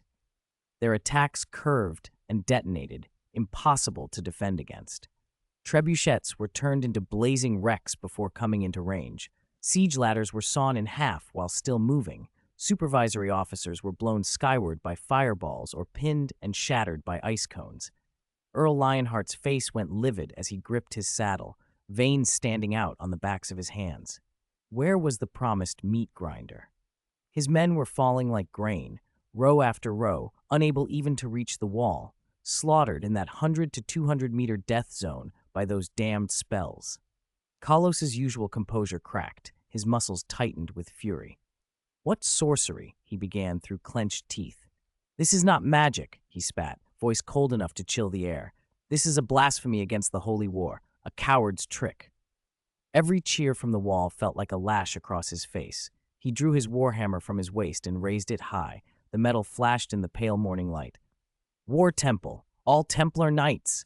His roar, amplified by divine power, drowned out everything else. "Assemble, charge with me. I will personally smash their tricks and wash away this disgrace with their heads." 332, Halo of the False God War Priest Kalosi roared, his voice booming like thunder over the allied host. "Shame must be washed away with blood." 50 Templar Knights answered, each a battle-hardened fanatic armed with divine arts and martial skill. "Divine grace!" Kalosi raised his warhammer, and a dark red wave of light exploded from its tip, saturated with fanaticism and brutality. It washed over the 50 knights. A faint red glow flared across their bodies. Muscles bulged, seams in their armor straining. Fatigue and despair were wiped from their faces, replaced by a bloodthirsty frenzy. Strength, speed, and courage surged under the influence of the divine power. "Charge! Crush them!" Kalosi urged his warhorse forward. The iron-shod beast pawed the ground and neighed. He led the charge straight for Dawnlight Town's city gates. A wedge of 50 Templar Knights followed, their scarlet divine light merging into a single rolling mass aimed at the wall. Hooves thundered. Dust rose. The murderous intent of the charge rolled over the defenders and cut short the cheers from the battlements. New recruits went pale. Sirius frowned and tightened his grip on his sword. Heavy cavalry charged en masse with divine arts. If they struck the gates, the damage would be devastating. On the city wall, Jason stepped forward to the very edge, arms wide. "Today, I will show you what a true miracle is."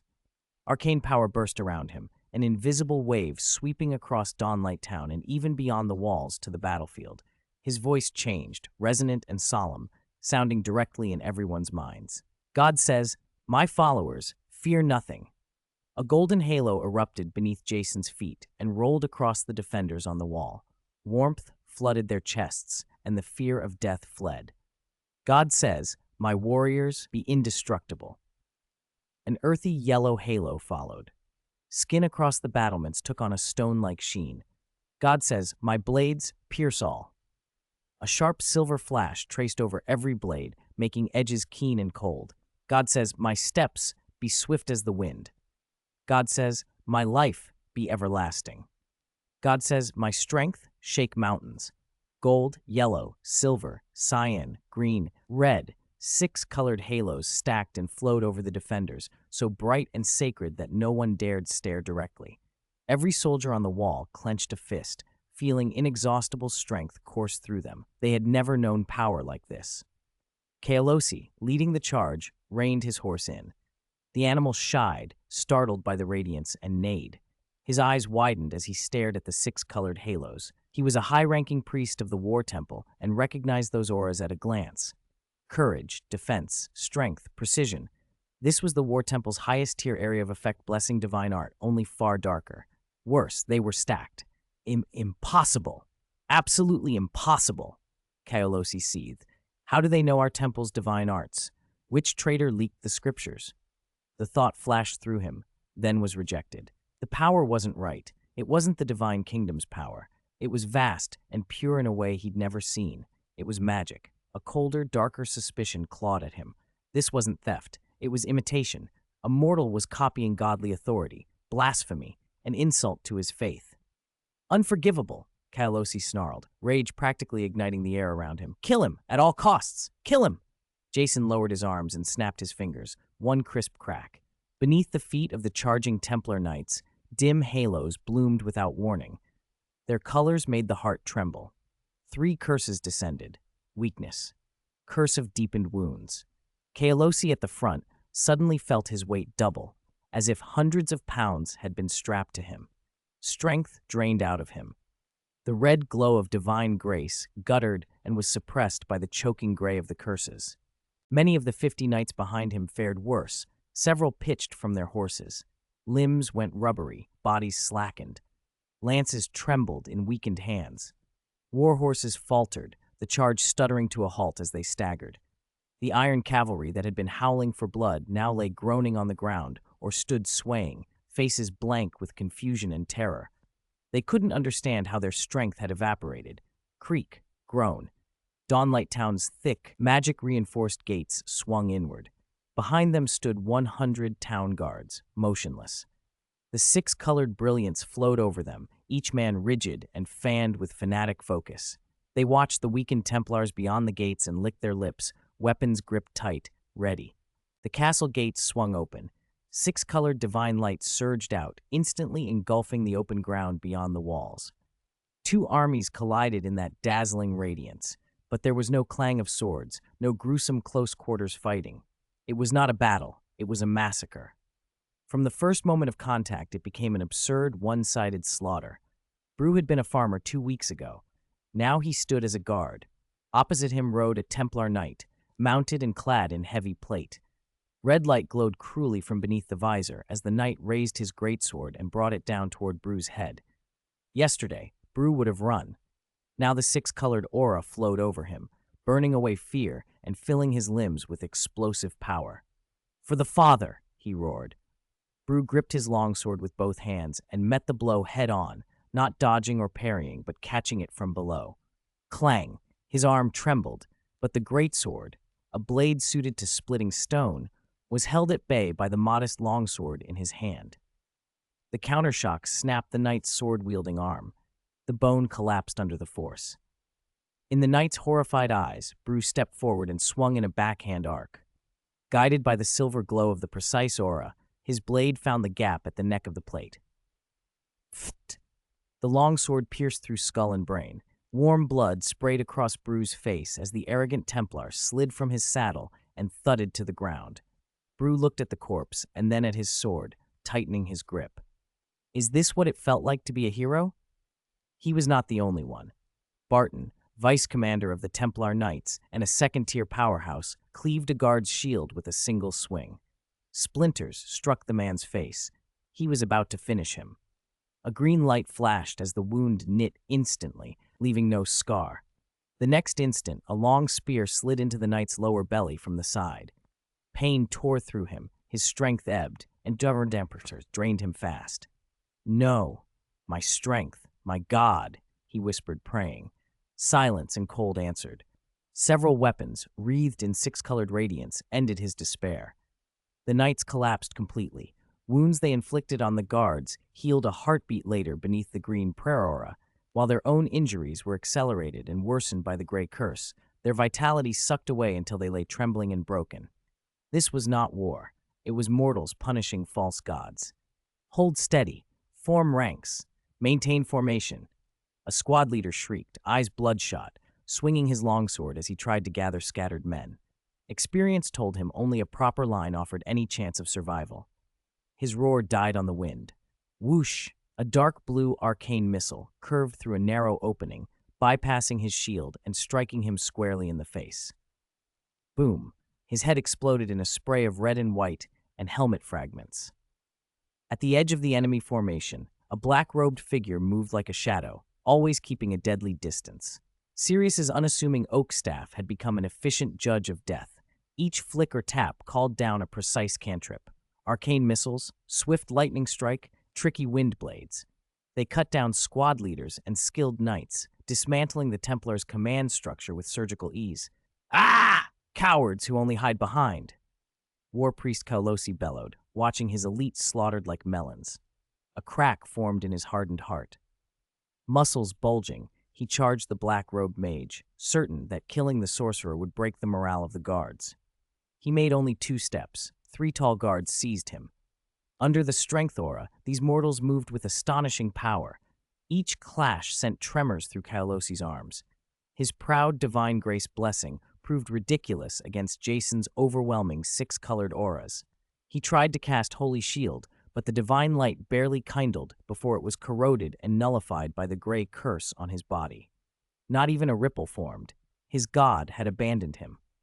Worse, another power, far more formidable and irrational, had driven his god from the field. The faith of his life felt like it was shattering. Pfft! A long sword pierced his thigh. Kaolosi cried out and went to one knee, massive body unable to keep him upright. A dark figure materialized over him. "It's over, old man," Sirius said, voice hollow with cruelty. He pointed his staff and tapped the ground at Kaolosi's feet. Fossil to mud, the earth turned to mire, swallowing Kaolosi's lower body and pinning him immobile. A cold longsword slid across his throat. Within 10 minutes, the War Knights, Earl Lionheart's iron torrent, had been annihilated. Their spiritual pillar, War Priest Kaolosi, lay captured alive. From a distant high ground, Earl Lionheart watched the slaughter unfold.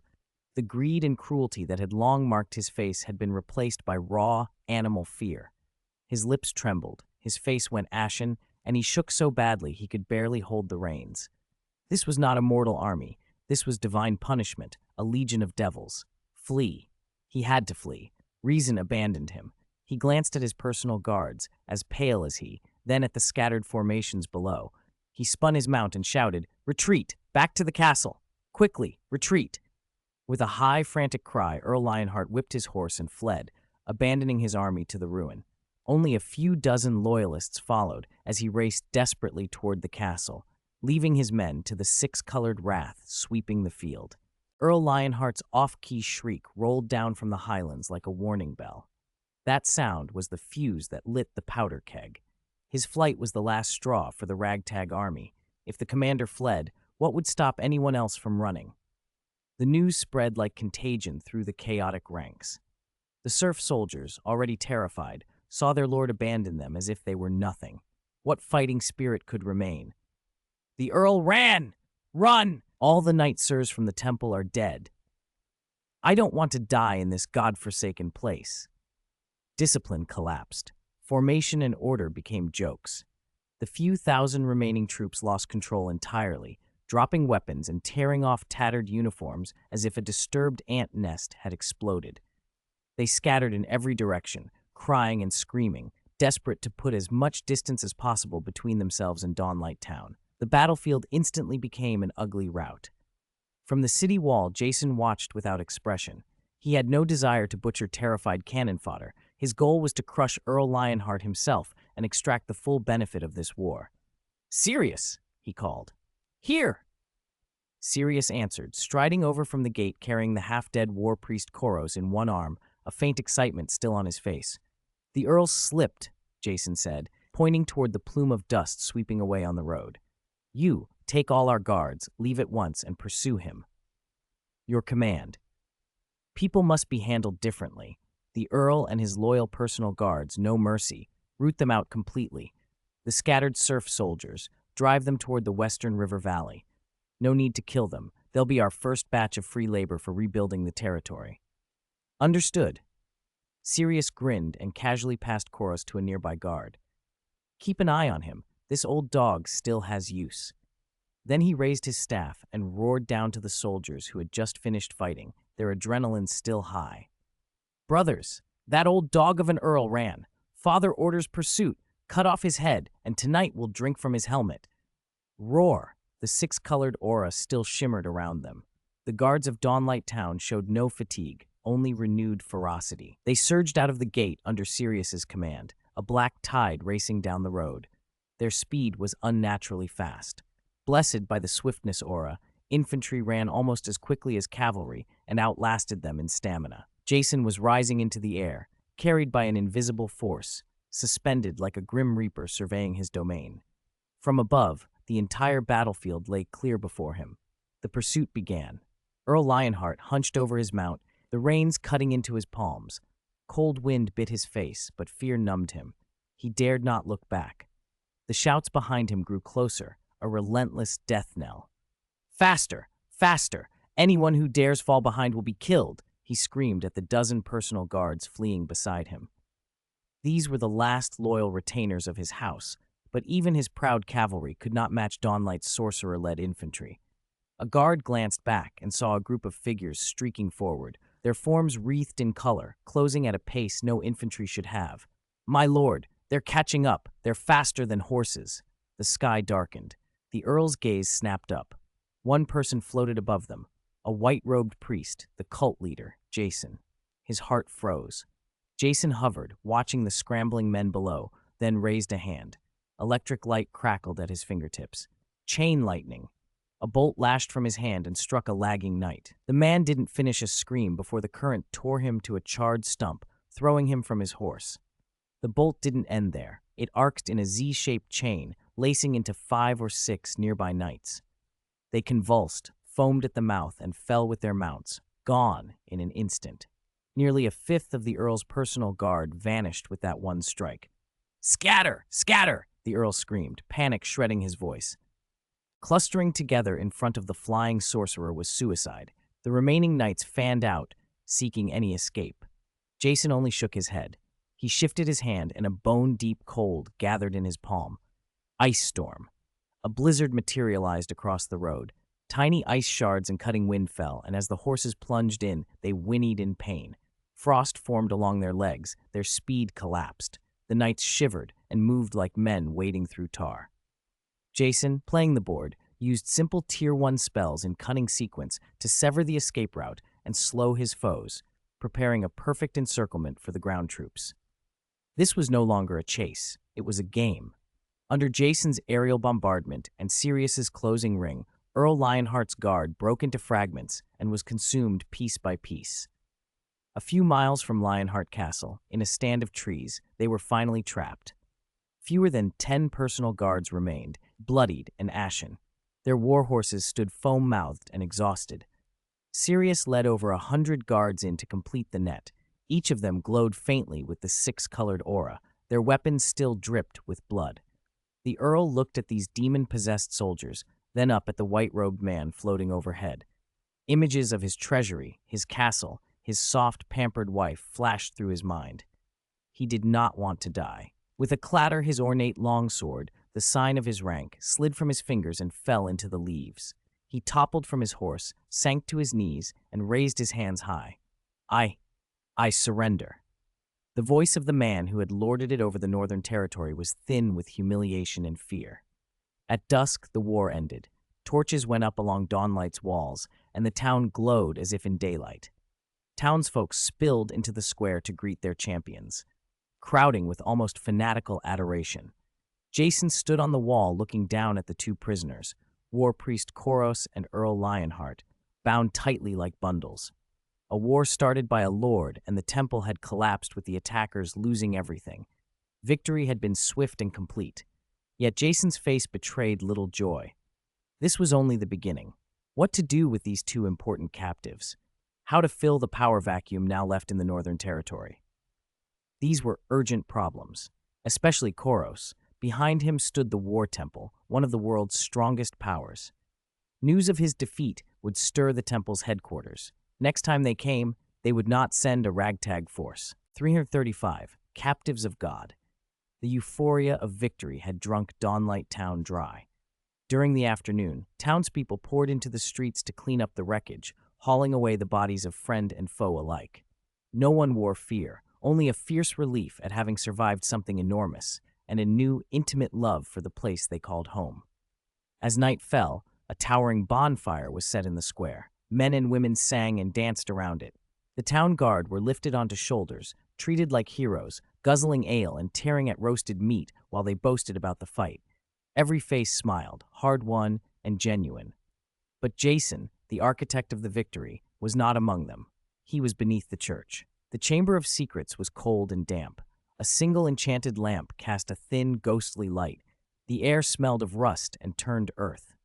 War Priest Koros was shackled spread-eagle to the stone wall by two rune-carved restraints. His ceremonial robe, once the proud emblem of the war temple, hung in ragged tatters, smeared with mud and blood. His skin was a map of unhealed wounds, stubborn marks of a curse.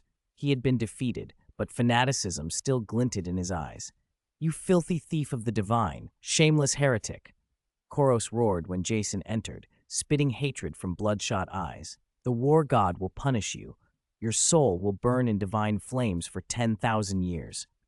Jason ignored him, pulling up a wooden chair and sitting across from the priest. "Divine punishment?" he said, half laughing. "If your god were that powerful, I'd be the one chained here right now." "Koros will not betray the temple." The war priest spat a mouthful of blood onto the floor. "I am Koros, servant of the war god in life, and a heroic spirit of that god in death. If you want the temple's secrets, you'll pry them from me in your next life. Go on, use all your damned sorcery. If I so much as flinch, I've lost." He stood like a martyr, ready to meet the pyre.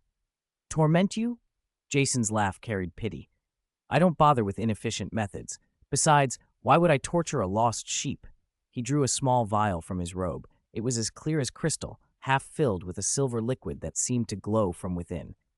The light inside moved like living things. To look at it was to feel a slow, settling calm. "This is..." Koros's eyes fixed on the vial, and a cold dread chased down his spine. "Soul-cleansing holy water, specially distilled by Professor Snape to my specifications," Jason said, tipping the vial so the silver light sloshed. "Your soul is matted with lies, prejudice, and blind fanaticism. It's lost its original shape. As a shepherd, I have a duty to wash you clean and let you become a person again." "You demon!" Koros struggled, chains clanking. "Get that abomination away from me!" But Jason moved before the priest could rally. He stepped up, grabbed Koros's chin, and forced the priest's mouth open. Without hesitation, he tipped the vial's contents down Koros's throat. The silver liquid slid cold down Koros's gullet. He stiffened and then let out a scream that bent the air, agonized, inhuman.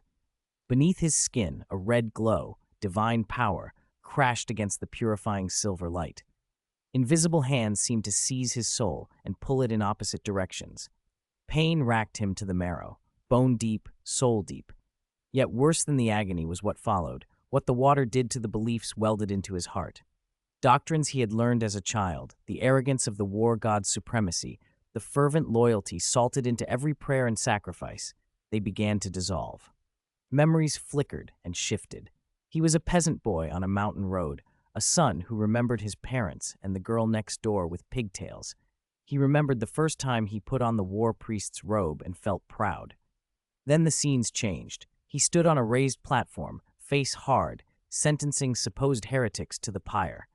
He had sent young soldiers, men who should have loved and lived, off to die, calling it the glory of the god of war. Everything that had once seemed right now showed its true face. Cruel, bloody, inhumane. "No, this isn't real." His screams dwindled to whimpers as fanaticism ebbed, replaced by confusion, doubt, and then raw human fear. The steel imprint on his soul had been peeled away, the false divinity washed clean, the foundations that had held him up collapsed. Jason watched, waiting for the moment when the priest finally snapped back into himself. When Koros stopped flailing and looked at him with hollow, bewildered eyes, Jason spoke softly, using the simplest, most direct suggestion he knew. "Tell me," he said, What is the War Temple's Holy Sun descent ritual? Broken and clinging to whatever anchor he could find, Koros told him everything.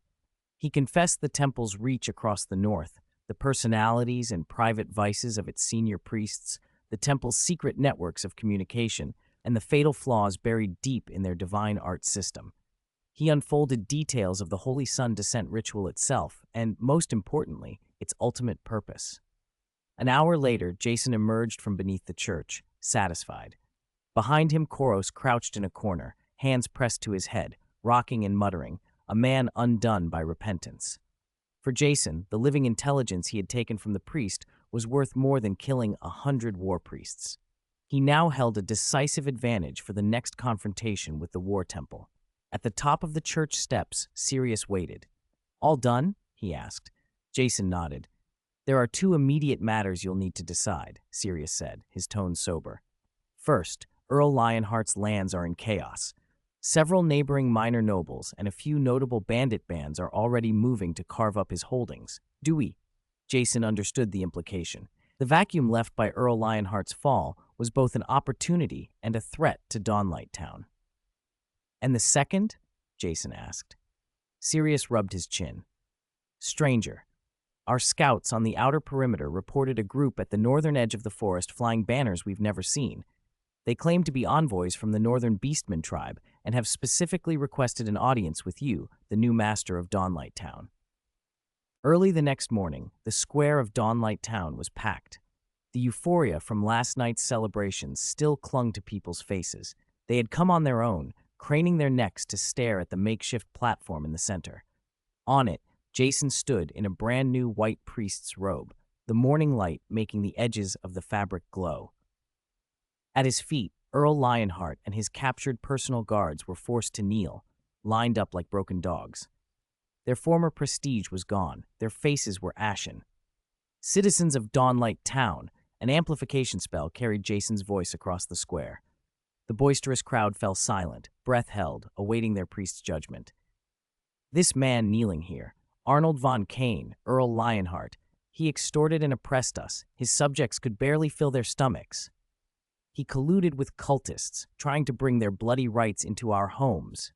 For his own selfish desires, he started an unjust war and sent thousands of young men to die.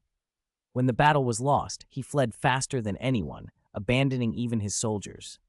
With each accusation, the crowd's anger swelled.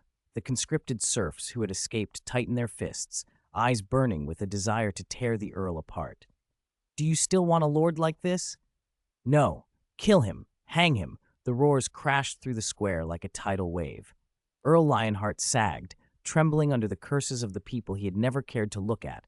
A foul smell rose from him. Jason raised a hand, and the noise subsided. "For a criminal who instigated war, death would be too easy," Jason said, his voice cold. "I strip Arnold von Kane of his noble title and confiscate all his property. His castle, his villages, his lands. Dawnlight Town will take them. This is the compensation he owes to the people he oppressed. From today on, all newly incorporated territories into Dawnlight Town will have their taxes halved for 3 years." A brief stunned silence broke, then a roar of cheering exploded, 10 times louder than before. "Long live Father! Long live Dawnlight Town!" The promise of lower taxes was worth more than any rhetoric. In that moment, Jason's standing in the hearts of these new subjects eclipsed that of any former lord. As soon as the public trial ended, Jason moved quickly. In the church, he summoned Sirius and the mayor. "Sirius, Mr. Mayor," he said. "Sirius, take 300 guards and head to Lionheart Castle. Suppress anyone who resists. Mayor, you're to appease the people and read our new policies to them. Move fast. Before the other jackals react, swallow this piece of meat whole." "Don't worry, boss," Sirius grinned, cracking his knuckles. "If any of those little ruffians try to play hero, it'll be good practice." He left eagerly. After arranging the administration of the new lands, Jason met in the church's side hall with an unusual delegation, several towering, muscular, gray-skinned orcs. Their leader bore a savage saber scar across his face, but his eyes held no bloodlust, only a sharp, appraising intelligence. Grom, the orc shaman Jason had turned, stood beside him as translator. "Friends from the north, welcome to Dawnlight Town," Jason said with a smile. "We are envoys of the Bloodaxe clan. The leading orc intoned through Grom. "We watched your war with the Southern Lords. You are strong, stronger than any human mage we have seen. We orcs respect strength. Respect, however, usually has a price. Tell us, what do the warriors of Bloodaxe want?" "We want to make a deal with you," the envoy said, gesturing toward the stores of captured weapons and armor. "You humans are small. These arms won't mean much to you. Give them to us, and we will trade fine furs and ore." He paused, a shrewd gleam in his eye. "Furthermore, the Bloodaxe clan guarantees that so long as you stand here, we will not push south to harass your lands. We can even help watch over those short-sighted humans to the south. If they want to cause you trouble, they'll have to face our Bloodaxe war axes first." Jason smiled inwardly. A northern ally would secure his rear and deter many threats. "I agree," he said. "I'll give you half of the captured weapons and armor and a supply of food to help you through the winter." The orc envoy looked pleasantly surprised at the generosity. Jason continued, his gaze firm. "In return, do me a favor. On the border between my territory and the Southern Lords, establish a defensive line. Any armed force that crosses that line into my lands will be our common enemy." The envoy exchanged looks with his companions and then laughed loudly. "Deal! Strong human mage, you have earned the friendship of Bloodaxe." They left satisfied. That evening, Jason gathered the people of Dawnlight Town again. Before many bonfires, countless fervent eyes turned to him.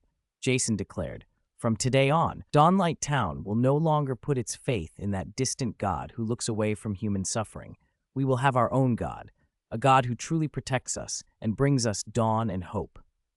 He spread his arms, and a soft, powerful arcane radiance flowed from him and bathed the crowd. "We shall believe in the god of dawn and protection, and I will be his sole messenger on earth, the first pontiff of the New Dawn Church." Silence held for a heartbeat. Then the crowd erupted in cheering like an avalanche. To them, Jason was the living savior who had given them life and led them to victory. The next day, the New Dawn Church's first act shocked everyone. Jason appointed the captured, already deranged former war priest Koros as the first confessor of the new church. Koros's task was to compose doctrines denouncing the hypocrisy and cruelty of the god of war and to train the church's first clergy, arcane apprentices posing as clerics. The appointment was deliberately provocative and humiliating, cutting any chance of reconciliation with the War Temple and declaring Jason's ambition to the world in the starkest terms. A few days later, in the evening, Jason stood on the highest tower of Lionheart Castle with Sirius at his side, returning dusty from receiving the territory. The evening breeze fluttered his white robe as he looked down over the land, forests and rivers, fields, and distant villages twinkling lights. All of it now belonged to him. In his hands, the seed of an independent realm had formed, Dawnlight Town as its heart, having swallowed villages and a strong castle, and now allied with the northern orcs. "Boss, it feels like a dream," Sirius said, emotion thick in his voice. "This is only the beginning," Jason replied, his gaze crossing the southern horizon. "Our troubles have only just started. The fanatics of the War Temple would never tolerate a traitor living so comfortably. The hypocrites of the Holy Light Church would not endure a heretic proclaiming a new faith and himself as a divine messenger. This new power, born in no man's land, was too conspicuous. Already, dark clouds were gathering in the southern sky." Chapter 337, My Kingdom. On the third day after the war ended, the name Dawnlight Town was officially abolished and replaced with the city of Dauntless. The whole city erupted in ecstatic celebration. Victory and the promise of land and tax relief painted hope on every face. Jason stood on the highest tower of the former Earl's castle, looking out over the wide, still-recovering lands below. He did not join the thunderous cheers. The war was only the first step. The urgent task now was to turn victory into stable rule and a foundation for sustainable development. The two great powers to the south, the War Temple and the Holy Light Church, would not give him long. That afternoon, the city of Dauntless received its first code of law.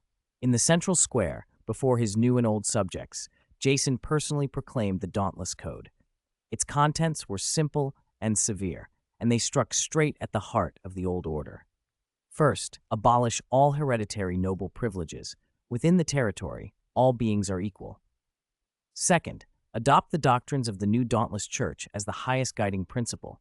Any behavior violating those doctrines would be harshly punished. Third, nationalize all land under the church and reallocate plots according to each family's labor capacity. Fourth, establish a unified tax system. Apart from a fixed tithe paid to the church, there would be no other exorbitant levies. Like four heavy hammers, these decrees shattered the ancient system that had oppressed ordinary people for generations. When the mayor, his voice trembling, read the code aloud, the crowd answered with a roar that seemed to shake the sky. Serfs who had been bound to the soil for generations learned, for the first time, that they could own their fields and keep most of their harvest. They fell to their knees, kissing the earth, and with the most devout gestures offered their faith to the figure on the high platform. A new order took root, backed by fervent support. The integration and redistribution of power moved quickly and methodically. Jason appointed Sirius as chief security officer of the city of Dauntless, making him fully responsible for reorganizing the military and maintaining public order. Sirius disbanded and restructured the old castle guard and the captured Earl's soldiers, removing the worst of the corrupt veterans and establishing an 800-strong Dauntless Guard. More importantly, he began basic arcane training within the ranks: meditation, condensing mental power, and casting the simplest arcane missiles. While most recruits showed only middling aptitude, a dozen or so promising young men and women stood out. Sirius promoted them to squad leaders and organized several arcane patrol units led by apprentice First-Order Arcanists. The faint glow from their staves, seen across the countryside, quickly replaced old noble insignias as the most potent symbol of the new order. Alongside military reorganization, the liberation of productivity progressed. Jason distributed blueprints for improved agricultural tools, adapted from mechanical knowledge in the floating city's database, and passed simple alchemical formulas that boosted crop growth and repelled pests to the town's blacksmiths and herbalists. He also established a contribution point system: surrender surplus grain, improve farm tools, study the literacy primers distributed by the church, or simply work the fields. Each act earned contribution points. Those points could be exchanged at the new church material exchange for essentials like salt, cloth, and ironware. When points accumulated to a certain level, a child could be selected to join the church and begin learning the arcane. The system opened a clear path for common people to change their fate through effort. The territory came alive with a vitality it had never known. Fields brimmed with laborers, transport teams flowed along the roads, and villages echoed with the sounds of children learning to read. The rudiments of an independent kingdom, where politics and religion were unified, were already taking shape.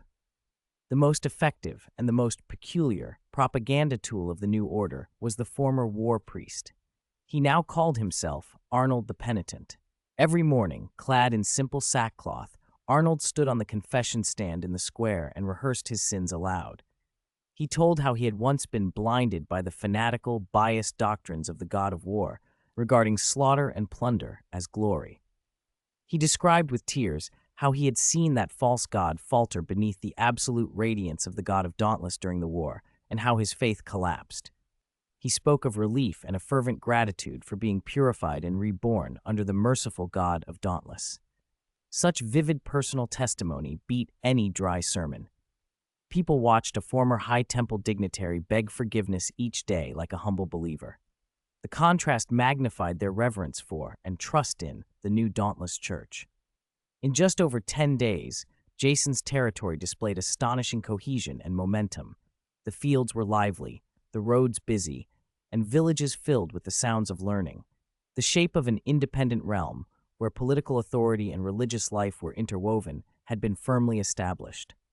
That evening, Jason sat in his study, working through the complicated accounts after taking over the castle, when a guard knocked and entered. "Your Holiness, a messenger from outside the city has arrived. He claims to be from Silvermoon City to the south and has a letter for you."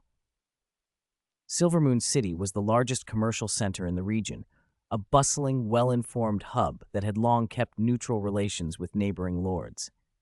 Jason looked up. "Let him in." A moment later, a messenger in neat leather armor and watchful eyes strode into the study. He produced a letter sealed with black wax and offered it with both hands.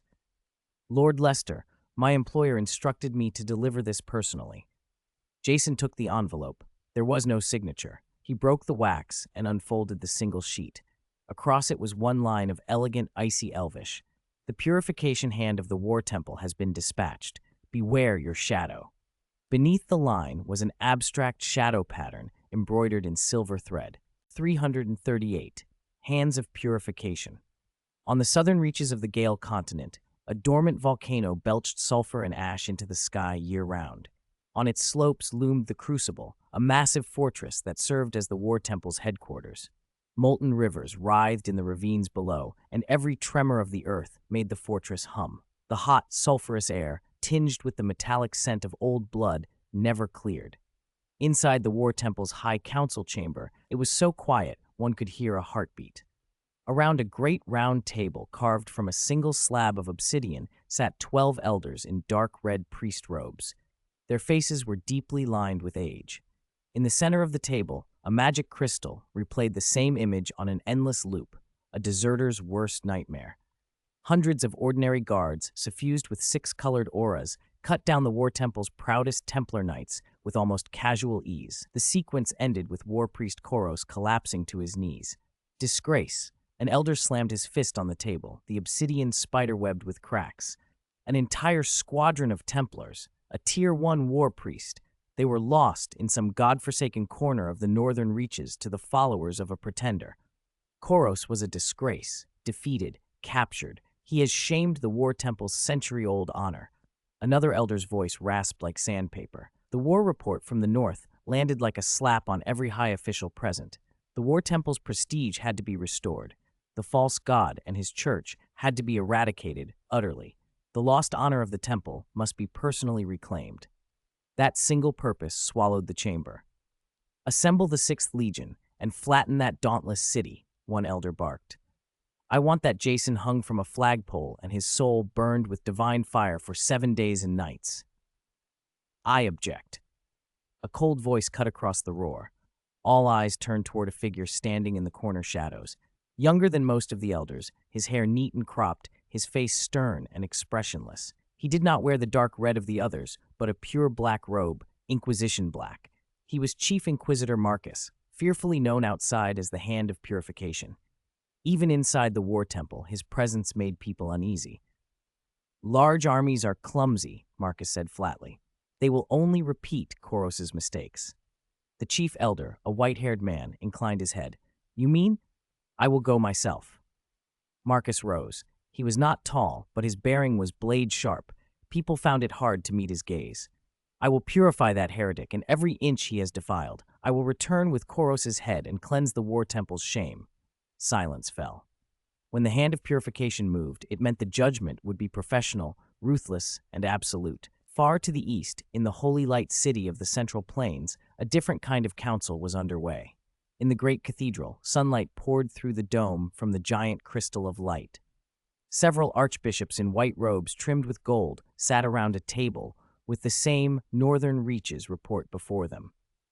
"A border priest has abandoned the holy light and set himself up as the pope of a false god," one archbishop said, disgust twisting his features. "Blasphemy, betrayal." "But the report says he defeated the combined forces of Earl Lionheart and the War Temple by himself," another archbishop pointed out, "and the people in his territory are devoted to him." The room grew pragmatic. "That means he possesses formidable power. Until we know the nature of his divine art, it would be unwise to sever ties outright." After debate, the Holy Light Church chose its usual strategy. "Send an observer to Silvermoon City in the northern reaches. I want the most detailed, discreet report on this new dauntless city church." They neither wanted a public clash nor believed this new movement could yet shake the church's foundations. Watchful observation came first. Unseen storms were gathering across the continent. In Silvermoon City, the largest commercial hub of the northern reaches, another scene unfolded. Marcus did not travel directly to Dauntless City. Disguised as an ordinary traveler, he took an unremarkable inn and kept to himself. At night, he set up a makeshift altar in his room and produced a burlap sack from his satchel. a sack still stained with the soil of Dauntless City, bought at great cost from a fleeing merchant through his intelligence network. He pressed the sack to the altar and murmured dry, awkward, ancient prayers. Dark red threads of divine power, undetectable to the untrained eye, leaked from his fingertips and sank into the burlap fibers. The Inquisition's secret art, divine art tracing. Marcus sought to trace the essence of that new power from the faint aura left on the soil. Blurry images flickered before his vision, six-colored halos, ordinary soldiers moving with incredible strength and speed. It was a power system unlike the War Temple's own divinity. Not chaos, not fell energy, something wholly new and inexplicable, yet potent. Interesting. Marcus allowed a faint twitch around his mouth. Not chaos, not fell, a new force altogether. Jason Lester, the secrets you hold are deeper than I thought. He cleared the altar and returned the room to its outward normalcy. A silent war had already begun. In Dauntless City, in the castle study, Jason Lester tapped his fingers rhythmically on a leather-bound letter. Hand of Purification, he murmured. A behemoth like the War Temple, stung by defeat, would not repeat the same error twice. The next enemy would likely be far deadlier. A full-scale assault might not come at once, but assassinations and infiltrations aimed at him personally were almost certainly underway. A knock cut through his thoughts. Sirius rushed in as if the door might not hold him back. "Boss, news from the north." He handed over a strip of animal hide parchment. Jason unrolled it. Crude drawings and blocky letters, Grom's handwriting. The message was simple. Grom's return, and the food he brought for winter, had caused a stir among the orc clans. He had already convinced the three oldest clans, Bloodaxe, Thunder King, and Giant Rock, to send representatives. Their leaders were willing to meet Jason formally in 10 days at the Weeping Forest, where the three territories met.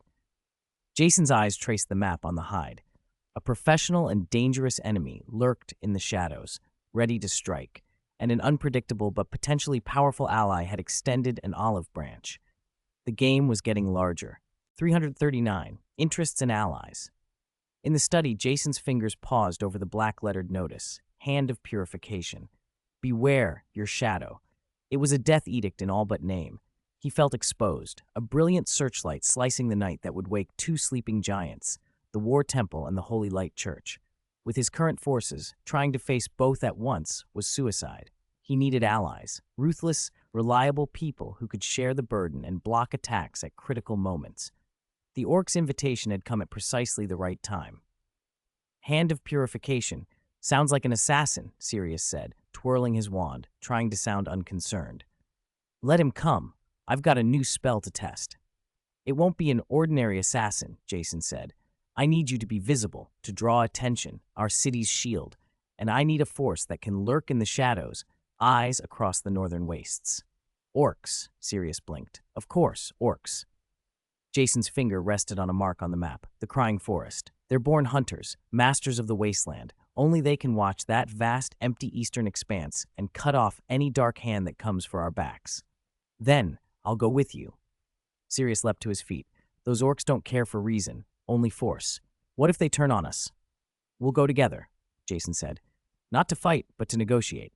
3 days later, Jason handed the affairs of Dauntless City to the capable mayor, Arnold the Penitent. With only 10 of their most elite guards, Jason and Sirius, dressed in plain hunting clothes, and slipped silently out of the castle by night, heading north to the Crying Forest. The forest took its name from the weeping pines, trees that constantly wept resin. It marked the edge of human settlement and the border of 3 major orc clans. At the chosen clearing, 3 warbands waited, arrayed in distinct formations. Each was led by a burly chief whose bulk dwarfed ordinary orcs. One bore a blood-red great axe, another crackled with a faint electric glow, the third was a hulking mass like a moving rock. Behind each stood an old shaman clutching a totem staff. Over 100 warriors watched Jason and his small human party with narrowed, contemptuous eyes. Are you the human messenger Grom spoke of? The Bloodaxe chief boomed, voice full of distrust. You look barely as tall as my axe. A low rumble of orc laughter rolled through the clearing. Jason ignored the jibe. Time is precious. Let's get to business. He signaled his guards to open 3 chests they had brought.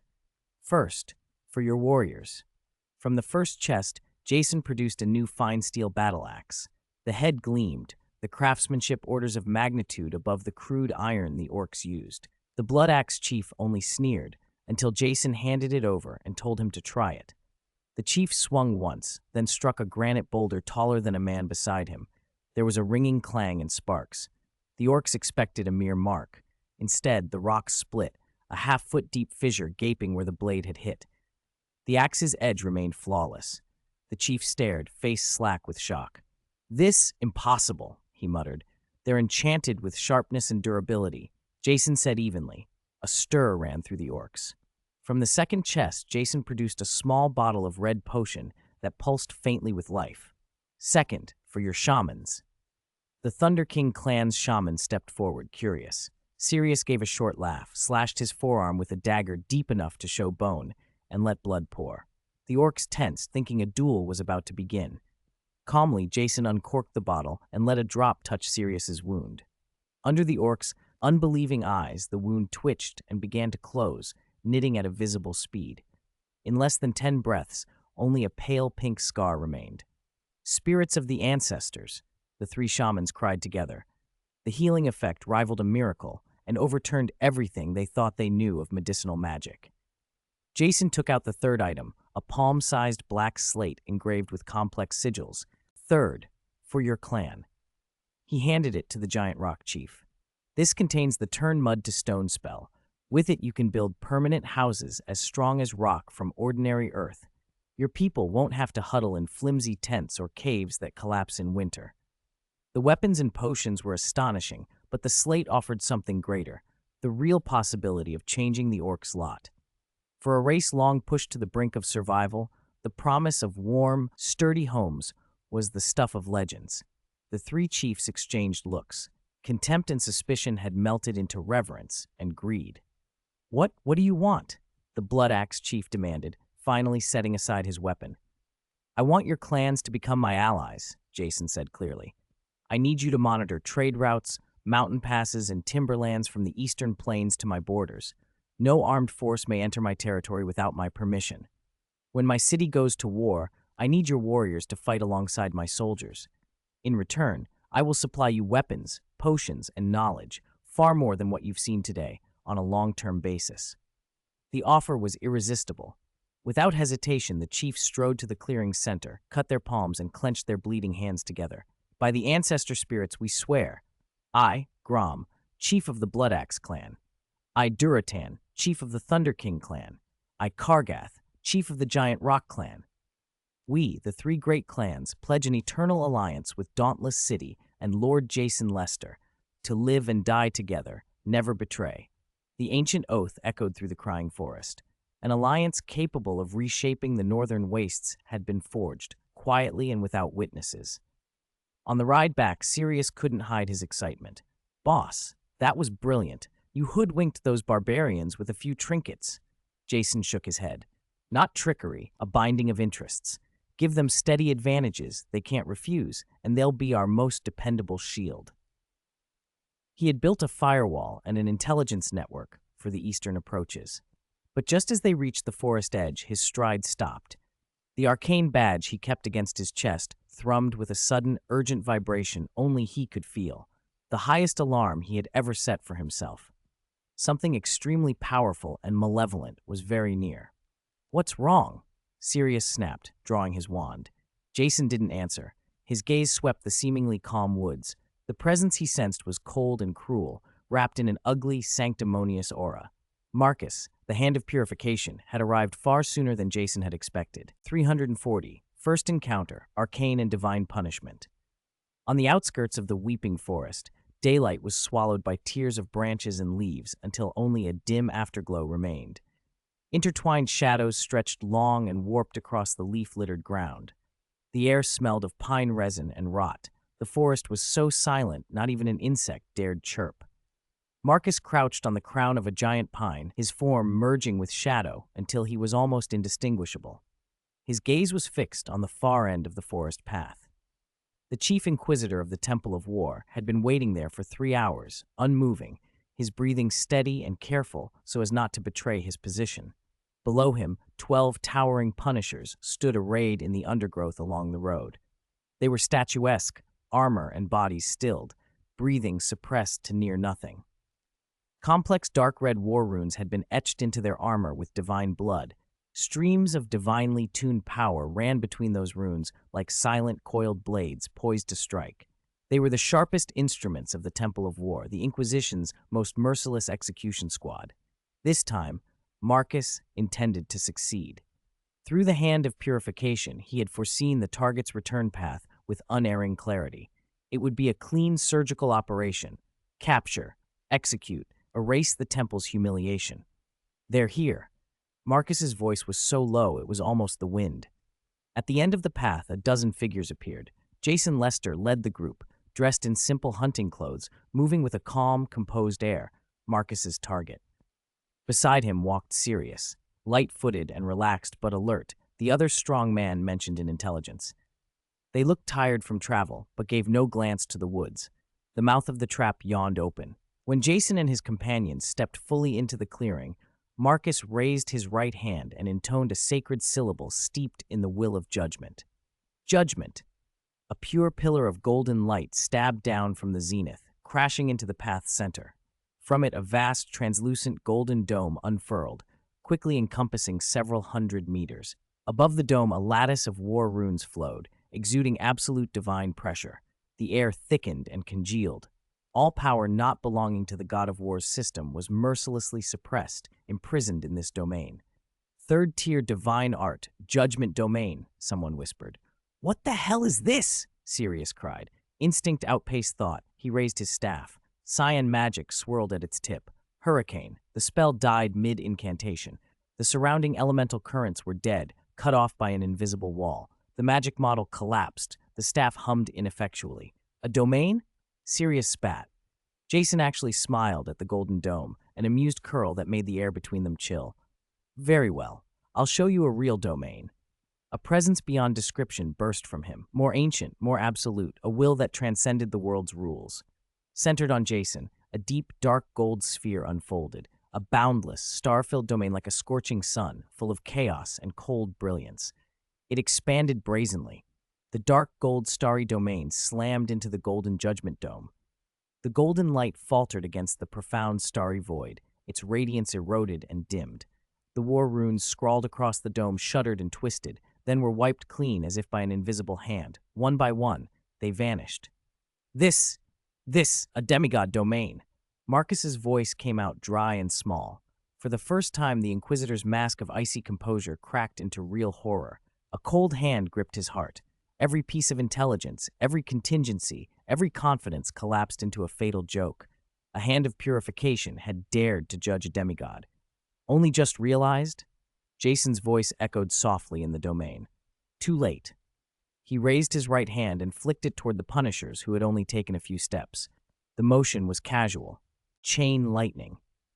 A golden chain of lightning, smelling faintly of ozone and death, ignited before one punisher's chest.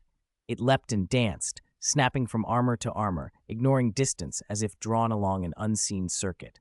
The chain threaded through each heavy-plated suit, and a strange thing happened. The armor itself took no visible damage. Instead, the 12 punishers halted mid-charge as if some invisible force squeezed their souls. Black smoke began to pour from the cracks in their armor, carrying the odor of burning hair and flesh. Behind narrow helmet slits, the divine light that had burned in their eyes guttered and went out. Jason didn't look at them twice. He spoke once more, a cold one-word command. Annihilation. The starry domain's pressure surged. Infinite weight poured down, crushing whatever remained of the Punisher's wills. The red war runes carved into their armor, artifacts of generations of temple craft that could repel most magic below the 4th tier, cracked and flaked like old paint. Inch by inch, the runes peeled away into meaningless red dust. The armors, deprived of rune blessings, were nothing but iron coffins full of embers. Kill them. At Jason's command, his 10 trusted guards, who had watched with a mix of awe and reverence, erupted. Their initial fear had melted into worshipful ferocity. They charged, swords roaring, and their blades found the joints of the ruined armors as if guided. The suppressed anger of a long-held grudge poured out in triumphant battle cries. Ha! So satisfying. Boss is awesome. My turn. As the domain's suppression eased, Sirius snapped back to life. He watched Jason peel his enemies apart and felt the competitive heat rise in his chest. He slammed his staff down and unleashed everything within him. Taste this, lightning cage. Dozens of thick, violent bolts rained down, each like a column of boiling light. They formed a thunderous cage around the few iron coffins still under siege.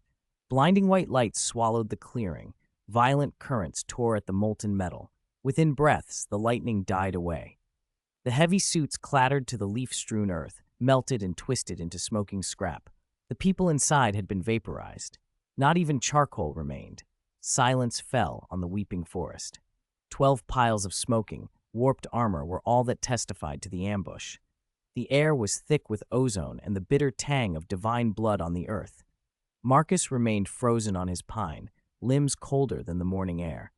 His elite squad had been shredded like paper by forces he had not accounted for. The chief inquisitor of the Temple of War now stood alone beneath that vast, deep, dark, starry sky, inconsequential and exposed, ready to be swallowed by the darkness at any moment. Jason's gaze pierced through the remaining spatial obstruction and found him.